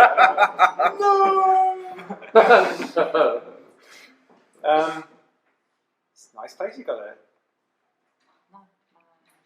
Who's that? The Queen. Queen of what? Asia. The Queen of us. Queen of the butterflies. Queen of all. Queen of. Ooh, where can we find her? Inside. Inside this circle thing. Follow the smell. Inside. Smell. Follow the smell. Sweet nectar. And she flitters off and heads in towards the center where the stone rings are. Guys, let's go have an ask. So sweet. What did you find out from this? You guys just see. We just hear you speaking. Half of woman. Yeah. Flap, flap, flap, flap, flap. So, I did not know you could do that.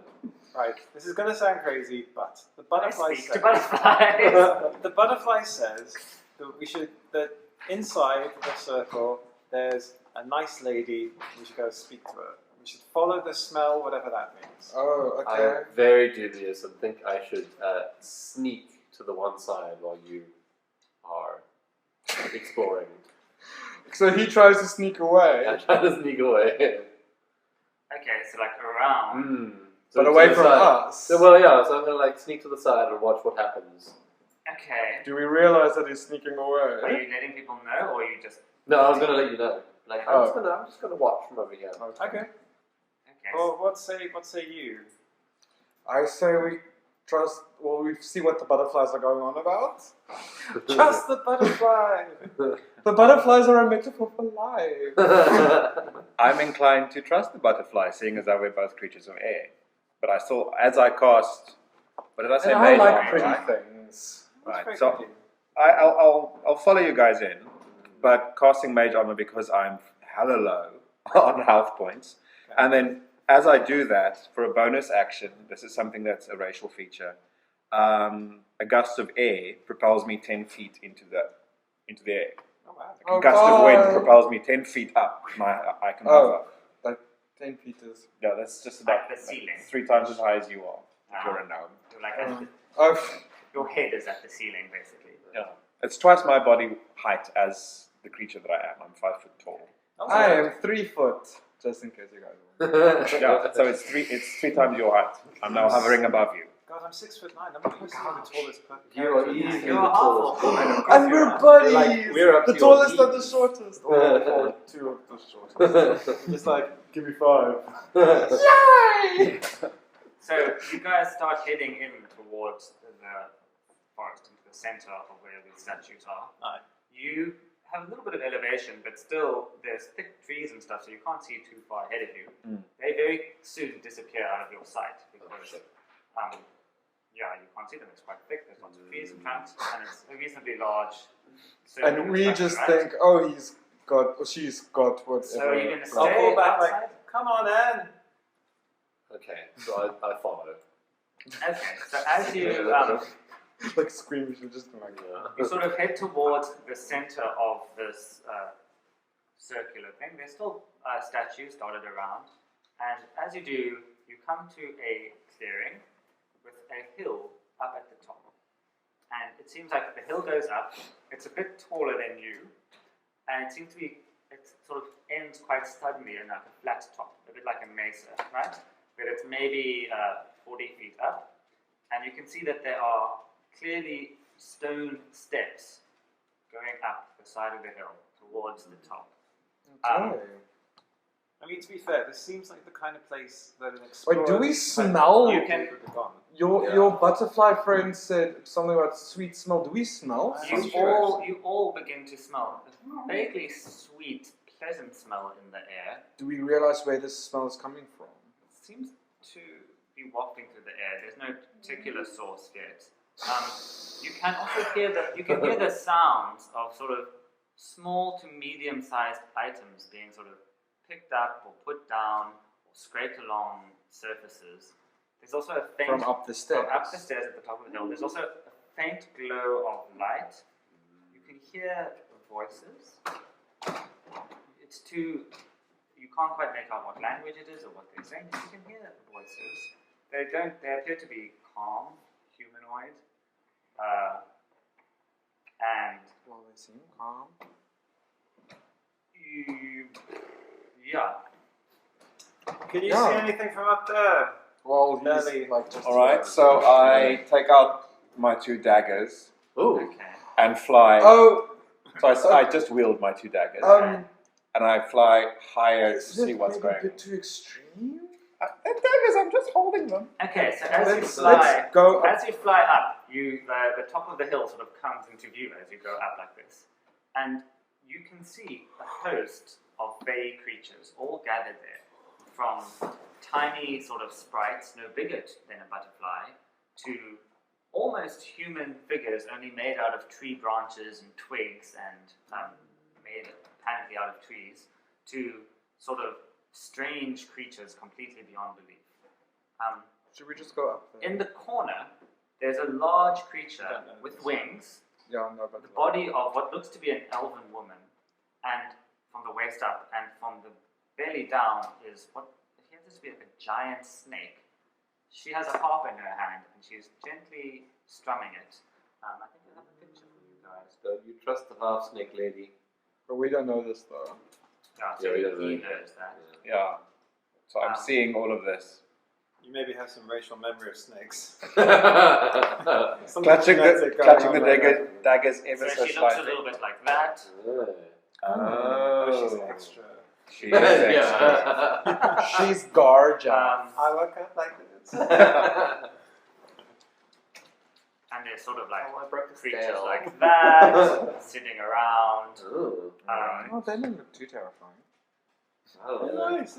We have Probably, gnomes. We probably used the most terrifying thing is you see these sort of like I'm half into man, life in nature. half buck things, and they are sort of wielding like spears. to- Oh my.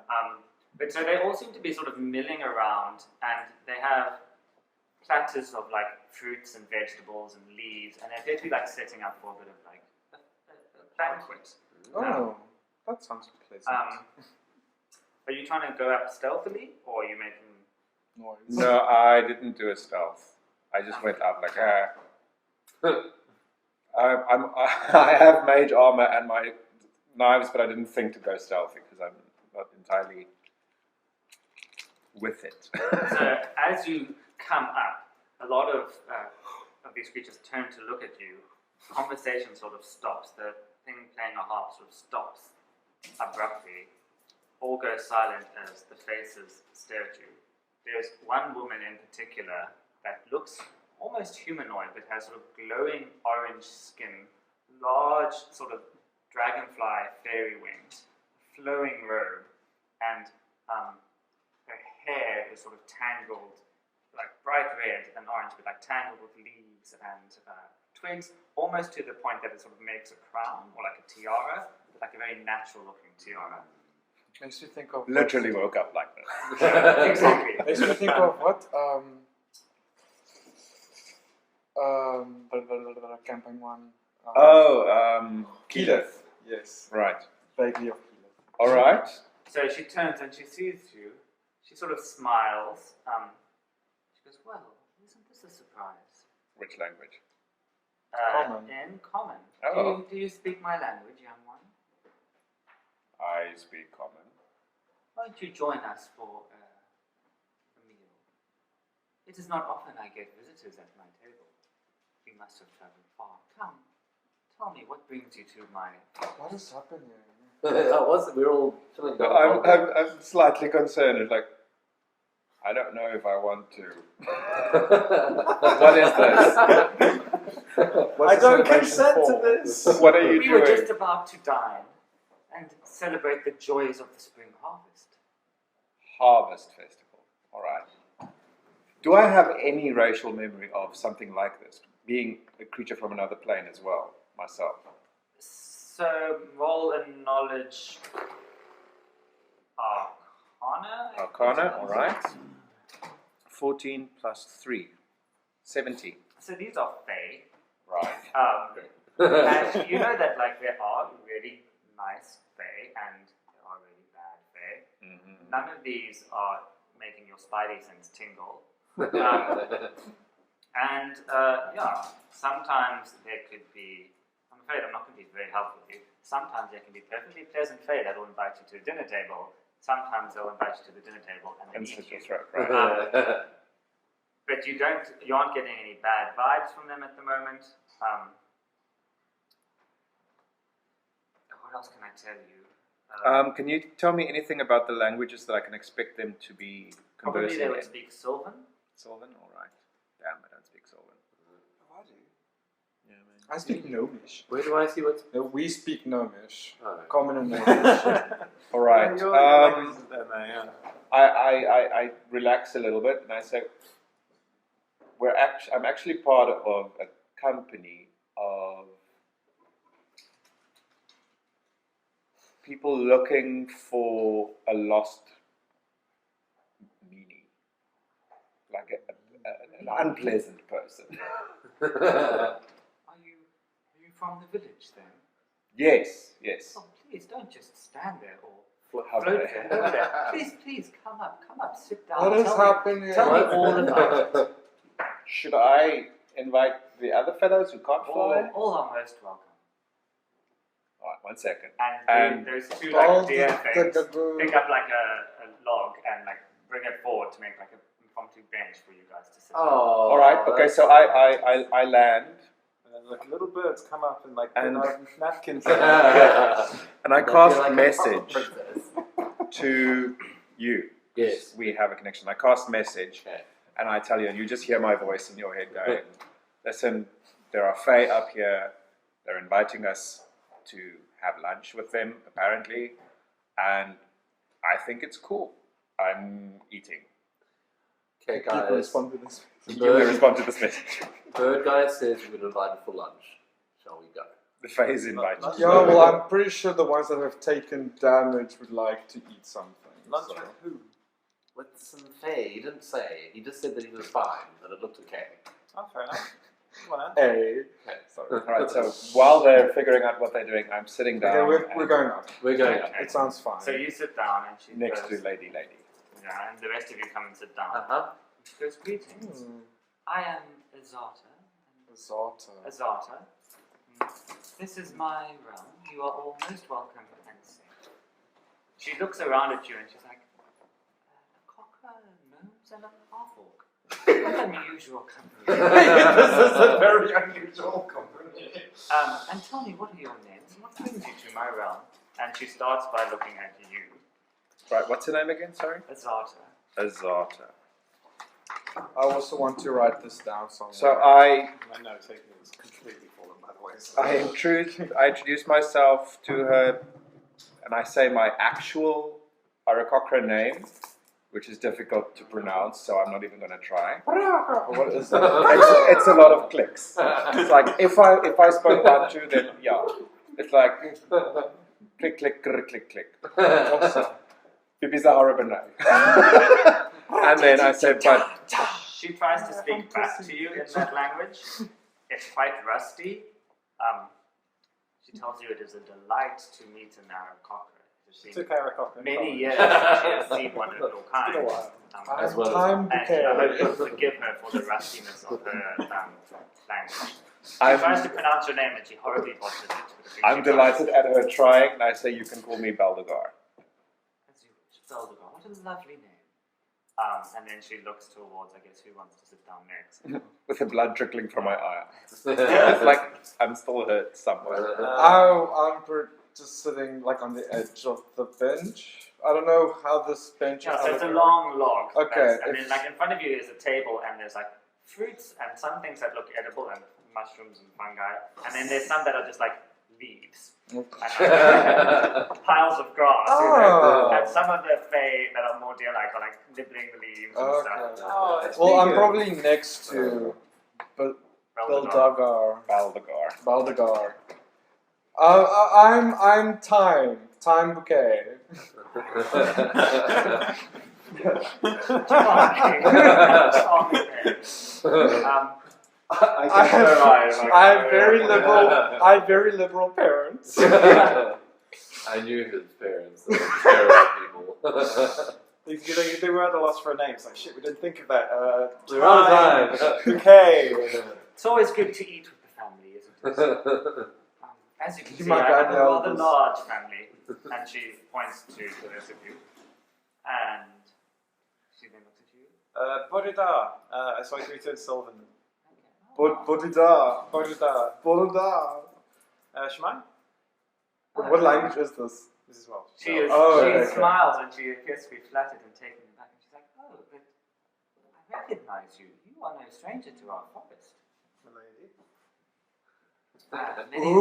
Many times we have observed you from a distance. Are they talking in Sylvan now? Yeah. Yeah. It is a pleasure to finally meet your acquaintance. I've started eating. By what name do you know? Do I know Azata? Do I know of Azata? No.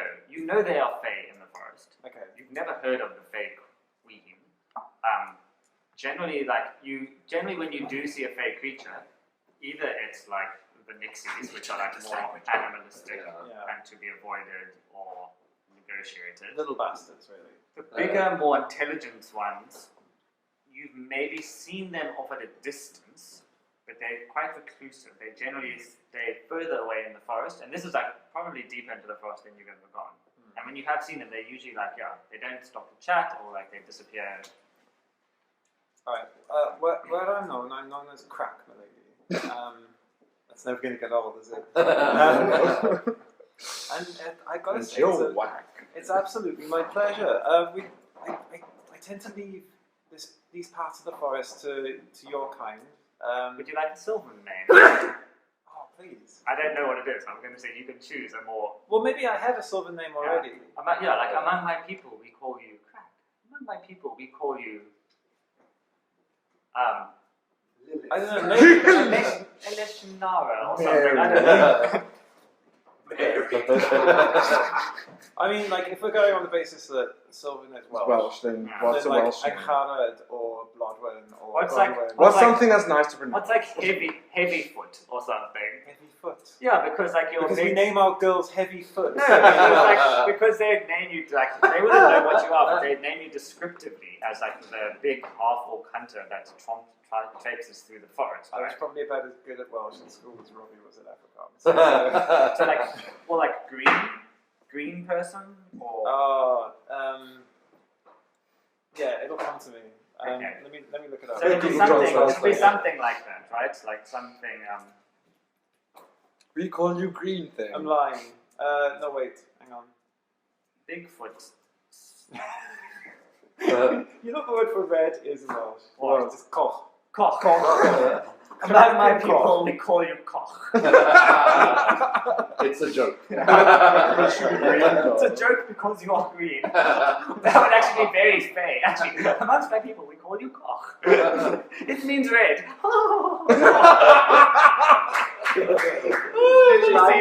She seems to think this is a hilarious joke. I'm nodding politely, like very funny, miss.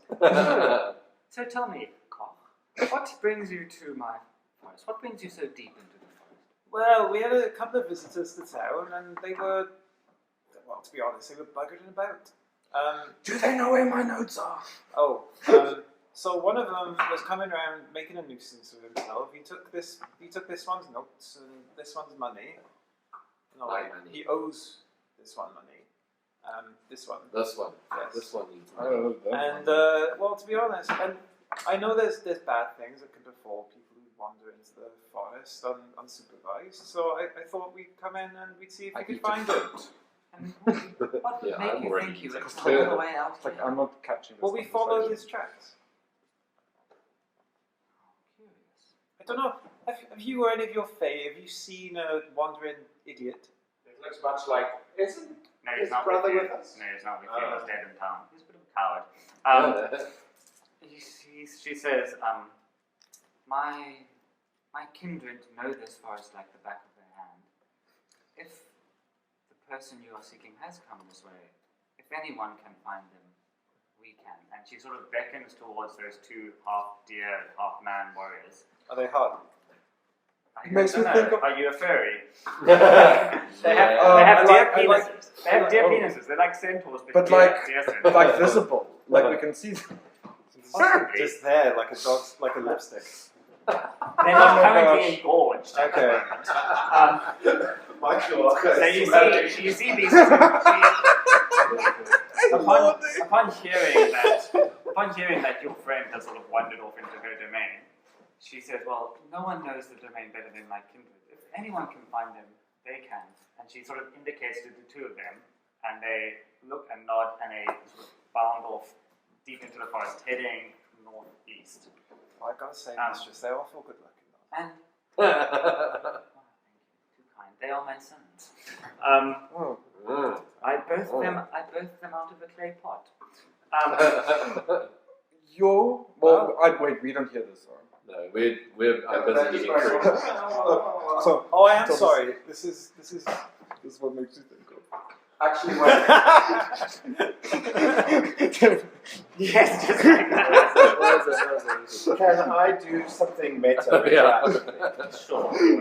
I cast comprehend languages. Okay, well, I mean, I guess you can do it once you see that they're... Well, once I you mean- can see they're being fucking rude and speaking Yeah. in Sylvan and ignoring the rest of you. You're like... It's like, I was gonna say, I'm like, eating this can apple. we speak in common so that everyone else can understand this is very rude of us? Of course. All right, then I'm not Save casting. a spell slot. Save a spell slot. Yes, because that is Yeah, because that's the last spell slot. the last spell Your slot. friend Crack here was just telling us about your brave and perilous journey into the forest to find your missing friend. Oh, it's been about 30 minutes. I wouldn't call it brave and perilous. No, we were very good with tracking. Like I'm below half health. It was perilous. And I'm sober. And the headache is clearing. No, we were terrible at tracking.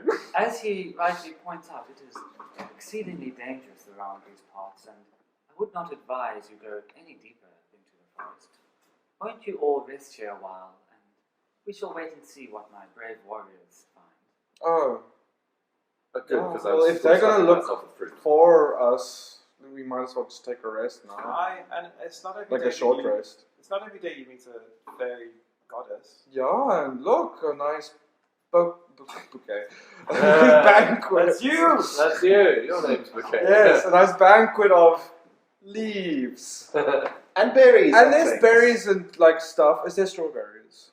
Are we doing a short rest or a There long are rest? some berries. Okay, I'll eat a strawberry. It's up to you guys. So she says, well, you are more than welcome to spend the night. As long as you stay on top of this hill, you will be safe from all dangers. My circle shall protect you. Oh, that'd be lovely. No. And then in the morning, we shall escort you back to the town. And if we find anything, we'll be sure to send a messenger to let you Okay. know. Okay. So Well, I mean, we sort of need to keep looking for him if you can't find him. so just a short rest. So it'll be a long What time rest. is it? It's mid-afternoon. It's like late afternoon now. It'll be a long rest if you're going to wait until the morning. What's the difference? So a long rest, you regain all your skills. Short rest, you only regain some of your skills. Like spells is usually a long rest, but some of your abilities. Yeah, long rest Okay. is 8 hours. Okay. We sleep. In other words. And recover. I'm not sold on the idea of going back to town. To be honest, it sounds like a bit of a letdown. But I Yeah, suppose if you- I'd really like to get my notes back. we met the Queen of the Fairies today, I guess, which that's nice. Yeah. I think it would be very rude Can to we, leave can we now. spend time Yes, with please. you as per your invitation and then rethink the going back to town thing in the morning? Would you be open to having us around a little longer? She sort of considers. Of course, you may enjoy my hospitality as long as you desire. Again, I must stress how exceedingly dangerous it is in these parts. In fact, you should consider yourself very lucky that you stumbled upon me. But if you did insist on continuing, I would not stop you. But Okay, I well, let's would, wait. alas, I cannot be responsible for what fate may befall you should you continue. So, yeah, let's just wait until her people comes back to Okay. hear what they find, and then we make our decision from there. Cool. Yes. Okay, and that is where I run out of context. Okay, Please rest. So let's call it there. Yeah, like I could just please rest. Okay, cool. So, And you guys Billy, all must I level press up. long rest for you? What? You all level up. Yay! Oh, okay. Long rest. Take long rest. Confirm.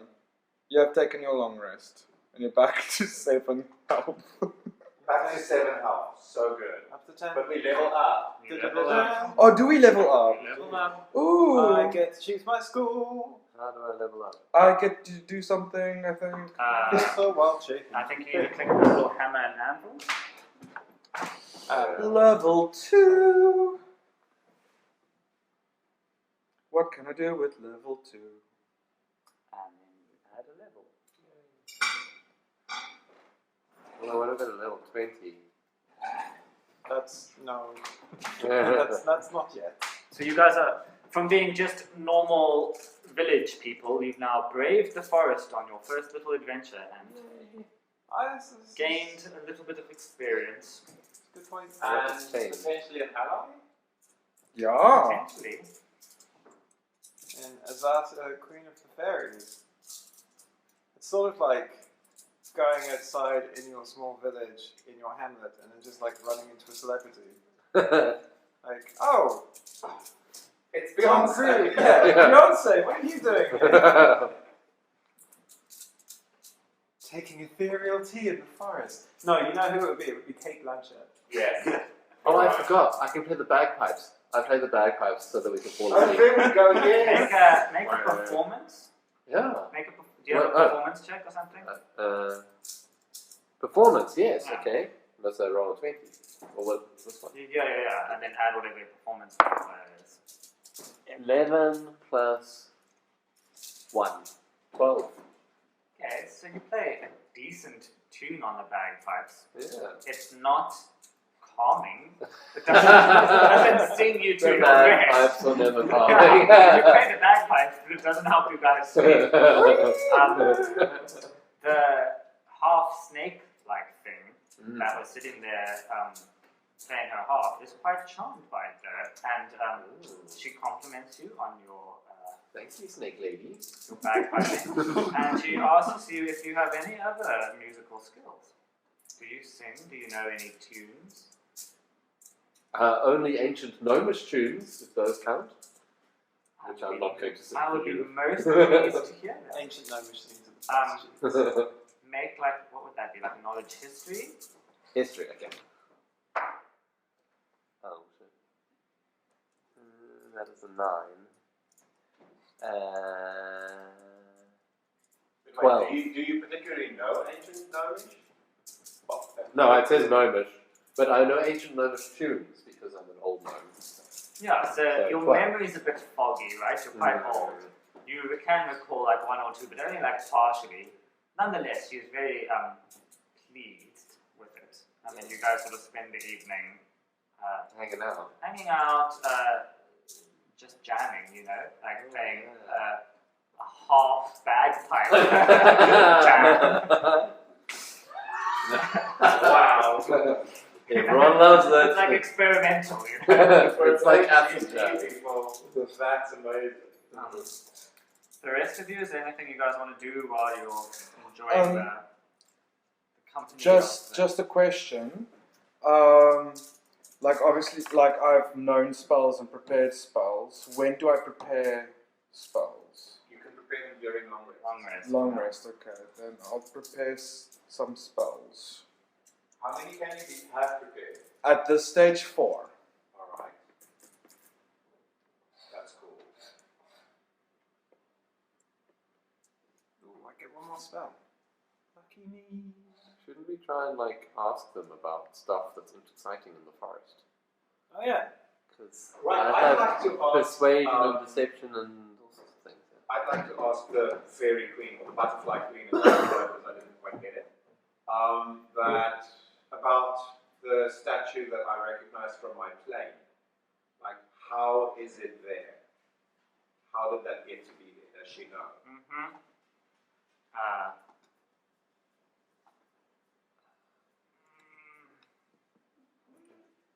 So, in effect, yeah, I'm asking her about that specific statue, and then also, obviously, asking about the statuary, why it is there, how it got to be there. Do you want to hand with the apples? Sorry. Okay, I'm gonna No, prepare if you don't mind. detect good and evil. Listen. That's something I can actually do. I'll get going on the knob. So Azata does tell you about the statues, Eldegar, and she nods in the direction of the snake lady who is busy playing harpsichord and bagpipes with garlic. I instinctively close my eyes while I listen to her, And she or says, avert my gaze.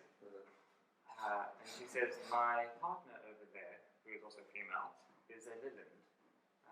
Lillands are lovers of all things artistic.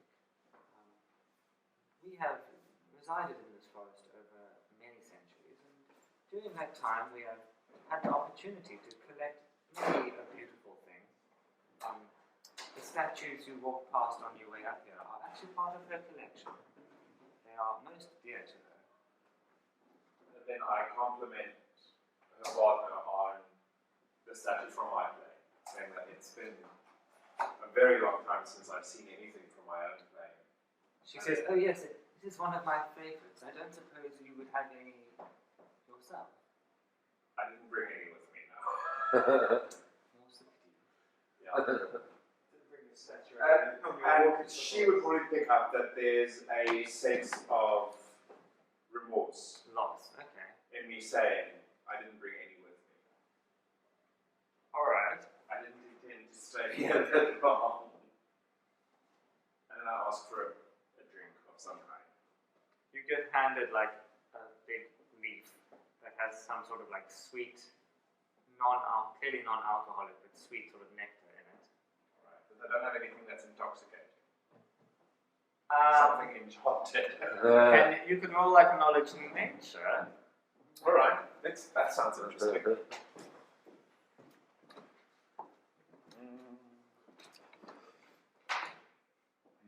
Nature. That's 9. You looking around at the food on the table.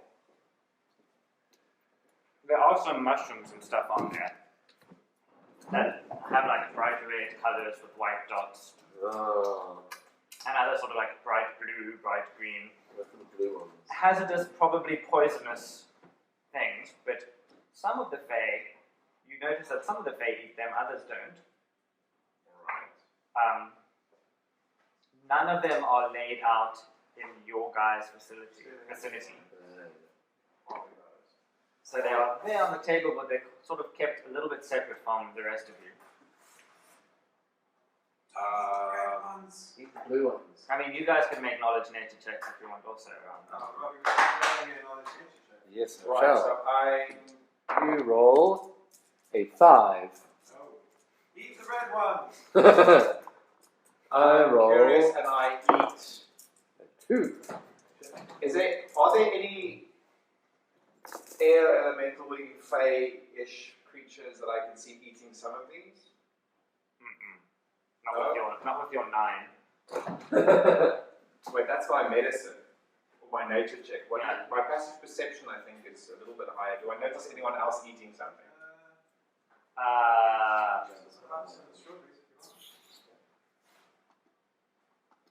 Oh, to help. You don't see any like air elementals or anything. What kind of mushrooms are near me? No. Second knife? Is there another knife? Here you go.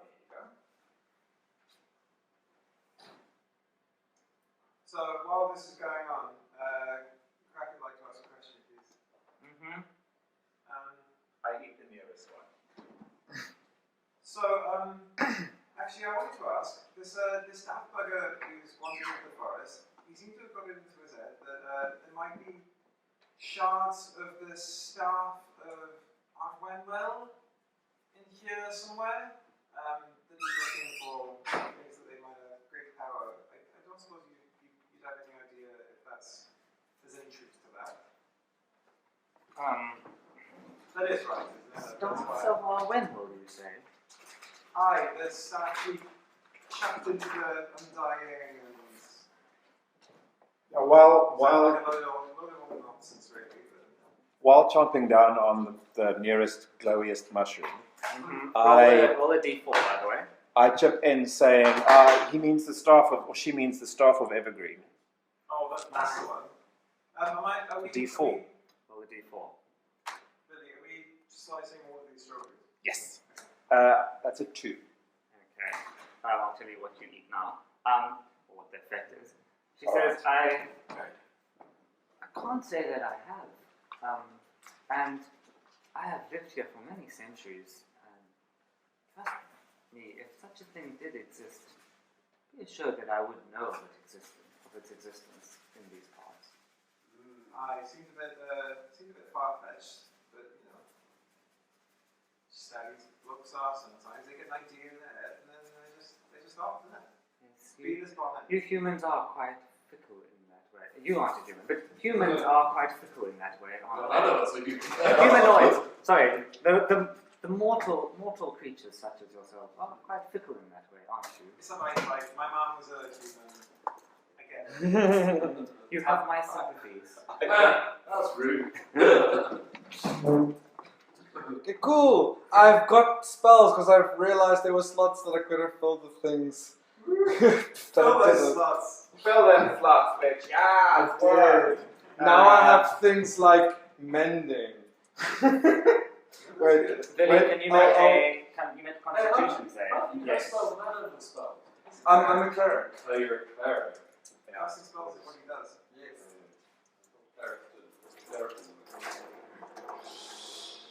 It's an easy mistake. Clerics derive My magical power cantrips design. are guidance, mending, and thaumaturgy. Thaumaturgy. Yeah. And my first Constitution level saving spell throw. is, Here we go.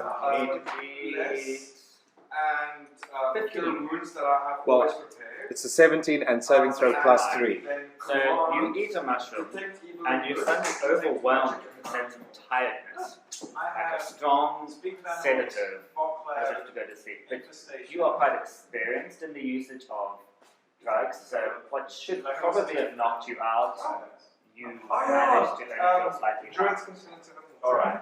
So it's like, it's a joint. Not very Essentially, You ate I ate a joint. it's like, I don't know, morphine or something, right? Which would probably knock you out, but you just feel like fuzzy No, and I only. dull. A little relaxed. Thing that I'm getting you to. I put away the dagger. Yeah, put the daggers away. But we've probably spoken about you wanting to do that. Thomas, can you roll an insight check? Inside. No, that's okay. That's What is my insight? I want to say it's 2. Oh, it's 4. Oh, proficient. Oh, well done. 21. Oh wow. So you notice You know this is after lying for it. yes, like she sort of prickles a little bit. about the And she whole, seems to be acting like a little bit too cool. like shard thing. Yeah, well a little bit But like we do take our long you, rest. you are noticing that like she's doing her best to discourage you from going further. She sent off her own 2 guys to go. As soon as she heard that one of your guys had wandered in that direction, she sent 2 guys off immediately. She's trying to like delay you guys here as much as possible and persuade you to just go back to the town and she'll let you know everything's fine. She doesn't know anything about these weird things, so that sort of doesn't add up to you. Okay. So just like. Alright. Yes. Maybe pass. But I don't think you're being quite honest with me. All we want to do is help. Like, we just really want to, like, we don't want to intrude on your lands. We don't want to intrude in your forest. We just want to help if there's people to be helped. And if that means us going back, so we have to protect the forest that way, then so be it. But I'd like to know what's going on. If there's something else going on.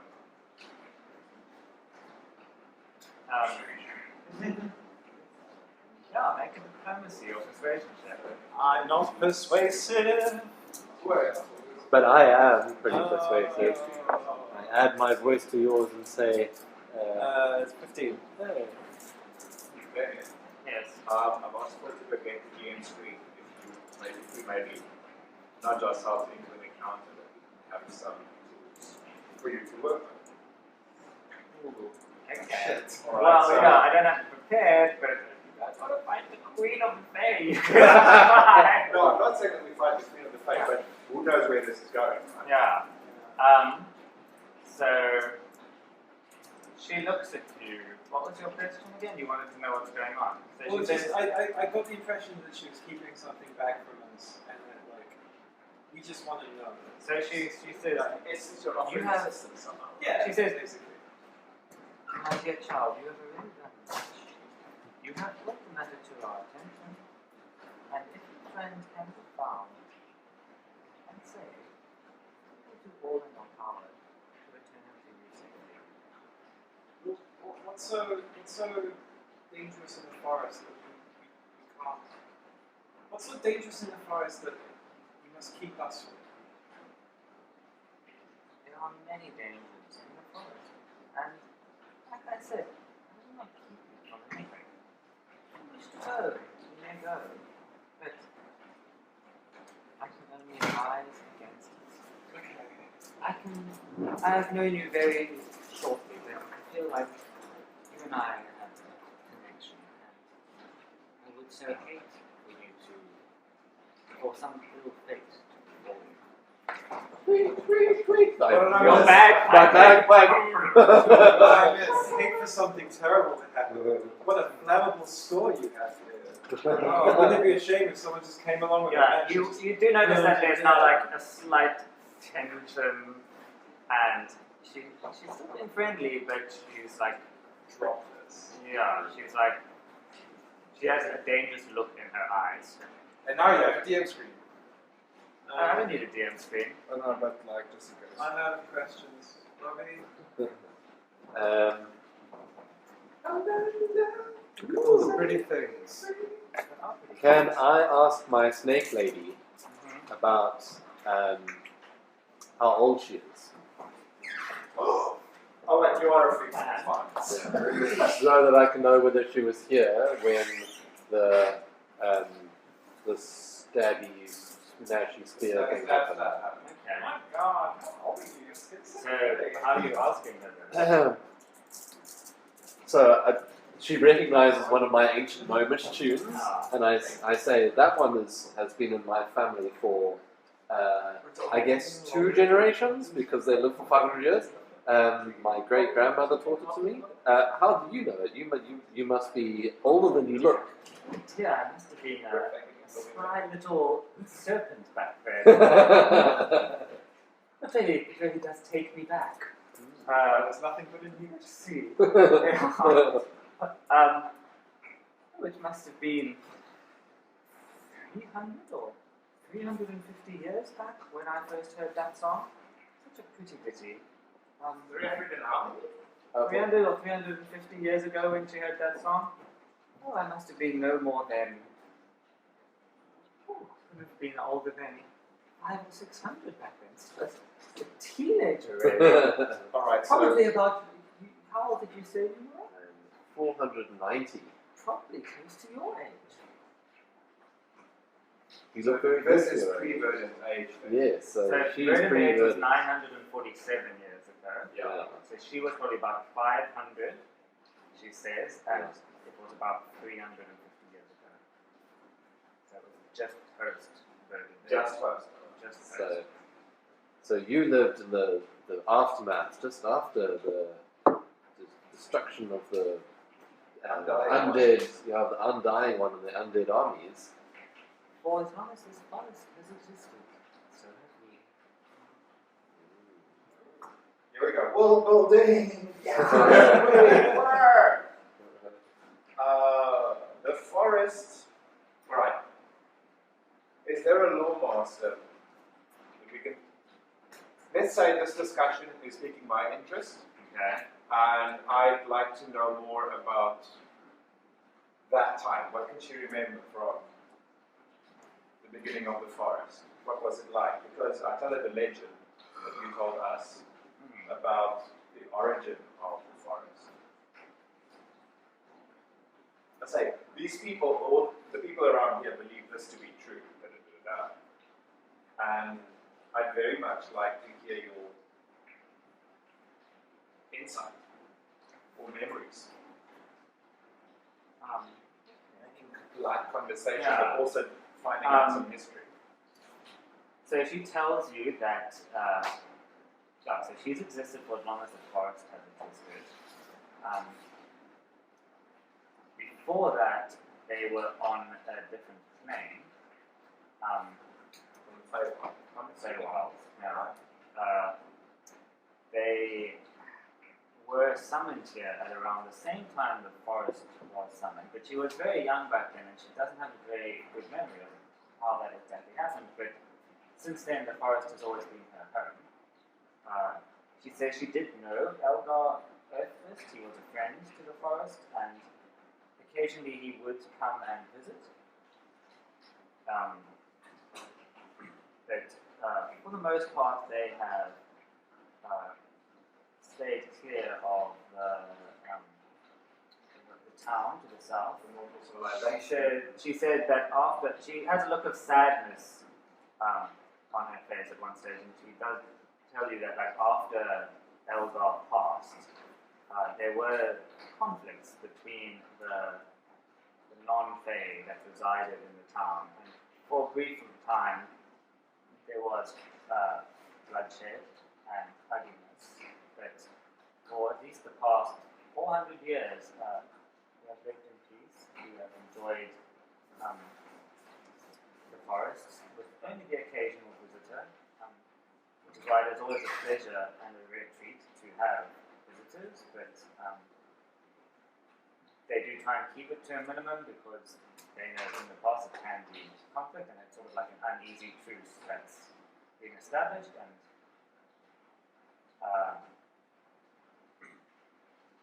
yeah, that's basically all you get out of her. Alright. Can I push my luck and ask her about any of their legends relating to the creation of the forest, the summoning of the forest as she mentioned it, what she called it, and then the staff? Not by name, but just a staff. Make a persuasion check. Fantastic. If you want to, as the DM, metagame, can you see the backstory of my character? Oh, it's on D&D Beyond. Yeah. Oh my god, that's going to be so exciting. Let me see if I can. Because that's, things are actually, Really? and this is how it always happens. Somehow you make a random decision in creating your character and then things just start lining up. You guys all have natural pictures. And I'm doing a what check again? Persuasion. Persuasion. Well, the god drunk. And time rosemary bouquet. This is what our dinner is in the game. Oh, Oh, glorious. Yum. Yumzels. Well, Instagram is just that was attractive a- fruit and then shirtless men. That's my two interests. sorry, just Mine was again, what am I comics, checking?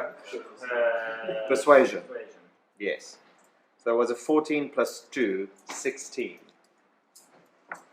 Oh,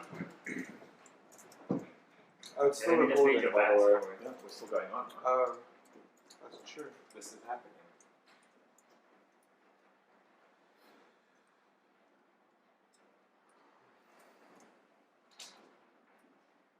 Oh, what did I miss while I was in the world? Talking about the beginning of the world. Yeah, so the forest is as old, or the people in the forest were as old as the forest. So she tells you, of course she does know about our Wenwell and Staff of the Evergreen. According to their legend, the Staff of the Evergreen was fashioned in part by the Fae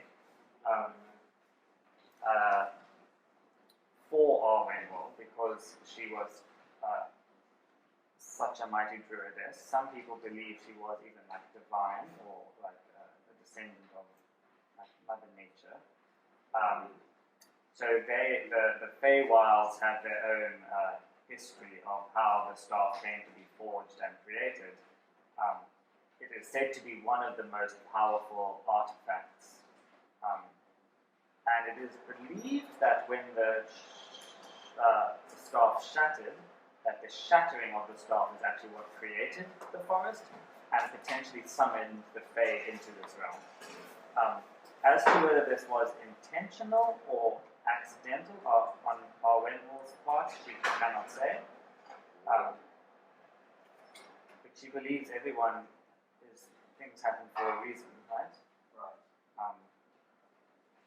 Just like an inspiration. There we go, I was waiting for that.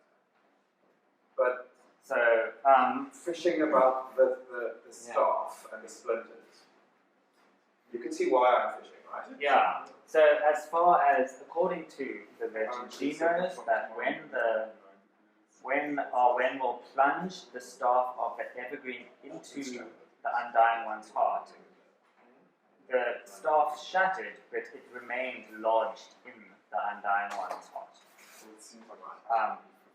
far as she is aware. Perhaps the shards will still remain there, but she suspects they probably, with the staff broken, they probably may have rotted away. They are now probably no more than pieces of wood. Right. And make my own interpretations. Make a what's it? Insights check. Insight. I see insight. What happened? I moved the same. Oh. Well, I have 6. 6. You're just lapping this up. You're bagpiping. You can barely hear. It. This thing is very hard to touch. Okay. I left it in the Archival preheating. Silly. Okay, we'll have a wonderful fruity delight in 15 minutes. Cool. Good day. Yeah. So you don't hear anything other than bagpipes. You think Bagpipes. I'm you're just infatuated with her. Anyway, on so one you're side like, preparing my spells. That's all I'm. Crack, are you listening in on this? Yes. Or are you doing something else as well? You were talking with the. Oh no, yeah, I'm a little way away. I don't think I'm within a shot of this. Alright. So I make a note to myself that I now want to find the remnants of the corpse of the undying one. Cool. Where Which you would imagine would be in the center of the forest. Yes. She tells him, "You don't go there. If you think this part of the forest is dangerous, even us Fae do not venture that danger." I mean, to be fair, she's been telling us about how dangerous the forest is, but we haven't had a single combat encounter this entire game. Yeah, you guys very expertly avoided most of them. Really? Well, you avoided being charmed by the Nixie, and Yeah. then chose not to pursue it or attack it or anything. And we You didn't go avoided through the spiders. thorns. You didn't go through the thorns. You just flew over them. You had combat with the mushrooms.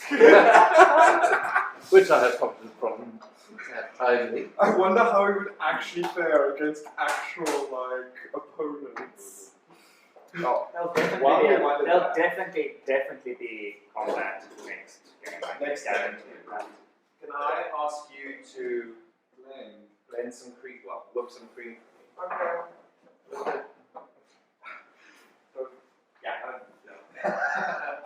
I chose to ignore it. Put the ingredients in and then I'll Whip it up. do some motions. So, are you guys planning on not going back to town then? You're going to continue on? Oh, we're going to continue.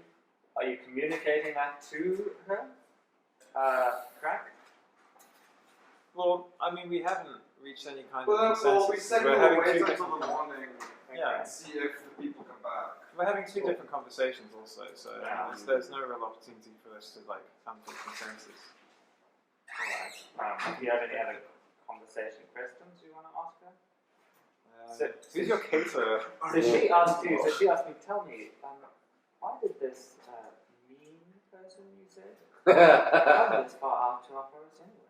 Well, we don't know, really. There's twins. He came here with his brother. He's a bit useless. He's back in town. He didn't come with us because he's a bit of a wimpy. And then he disappeared. We don't know what happened to him. We only followed the one set of tracks, so I assume he wandered off by himself for some reason. Make a perception check. Deception? Why am I Are you deception? not lying about that? What's the actual version of events? Well, did he not tell you that they were looking for Eldars Yeah, I'll go. too? Oh! Maybe there's a shard of the staff of the evergreen there. Oh, yeah, okay. So I'll tell her that then. You do tell her that? Yeah. Okay. I thought I already had told her that. I had to. Maybe you had, yeah. Yeah. I think you told her that he was coming out. Oh, yes, you did. And then she said, no, we've never.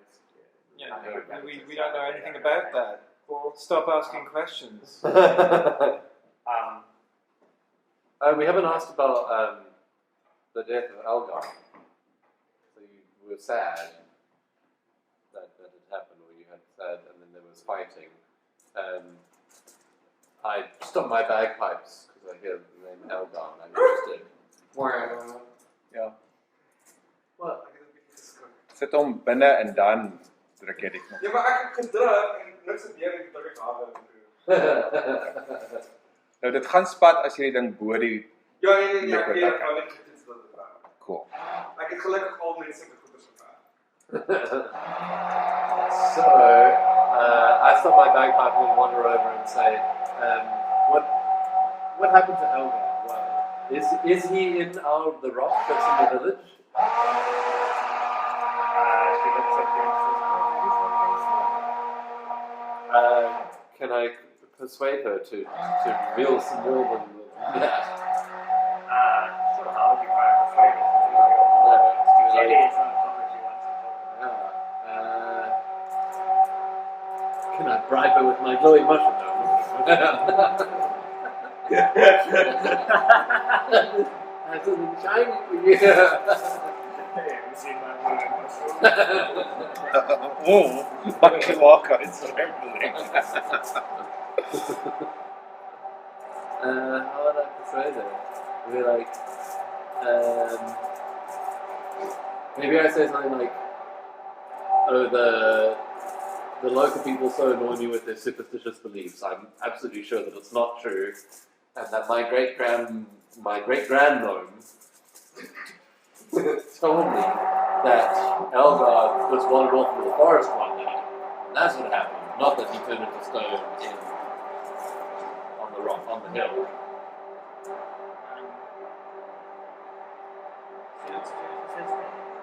They do say Orients are solitary types. I guess I do not know much about them myself, but if he did wander off, I would have imagined it would be into the mountains and the forest. Oh, look. God bless the podcast.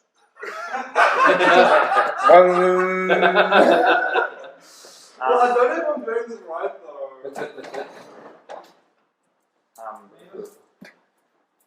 We Fae are Okay. Well, I'm incredibly long-lived, as are humans. Stands to reason that it's long-lived, and if he were to be alive, we have not seen him in any ascension. It would pain my heart dearly were he to still be alive and to find him. Yeah, pump that cream. Pump it, honey. Just move your hand up and down a lot until the cream comes. You want to get that air in there.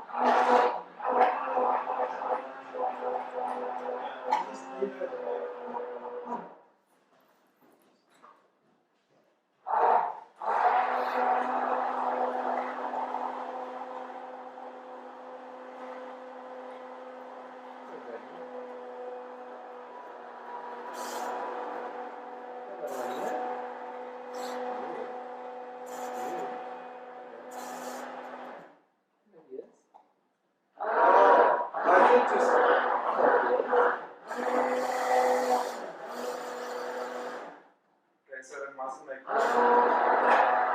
something. Okay. Yeah, you just gotta incorporate the air into it. That's what we're Okay, well, it looks done now. Thank you, that's fine. Gosh, it's so thick. Yeah. But if you kept going, you would get there eventually. So guys, next week we are planning on having a movie night at ours on Saturday evening. I know the original proposal was that we would alternate this with movie nights. So maybe we just don't have a movie night on Friday and just have a movie night on Saturday at ours? I will be away on Saturday and Sunday next weekend. So, Oh, well then fuck it. I'm in PE. Fuck that shit. You're going to be in PE. Okay. Well, I'll Because be here for. my friend Liesel's moved there and she needs me to come and give her company. Oh. And train her for InterVarsity dancing. So, Oh, right. Okay. Yeah. Are you still active with the dancing? not at all. but she wants me to come and help her, so I will. Oh, that's nice. The nice friend that I am, I will go up to PE. Nice friend that you are. You'll go to PE. Go to PE. But at what point should we stop recording? You can probably stop recording. I'm just wondering because like this thing's going.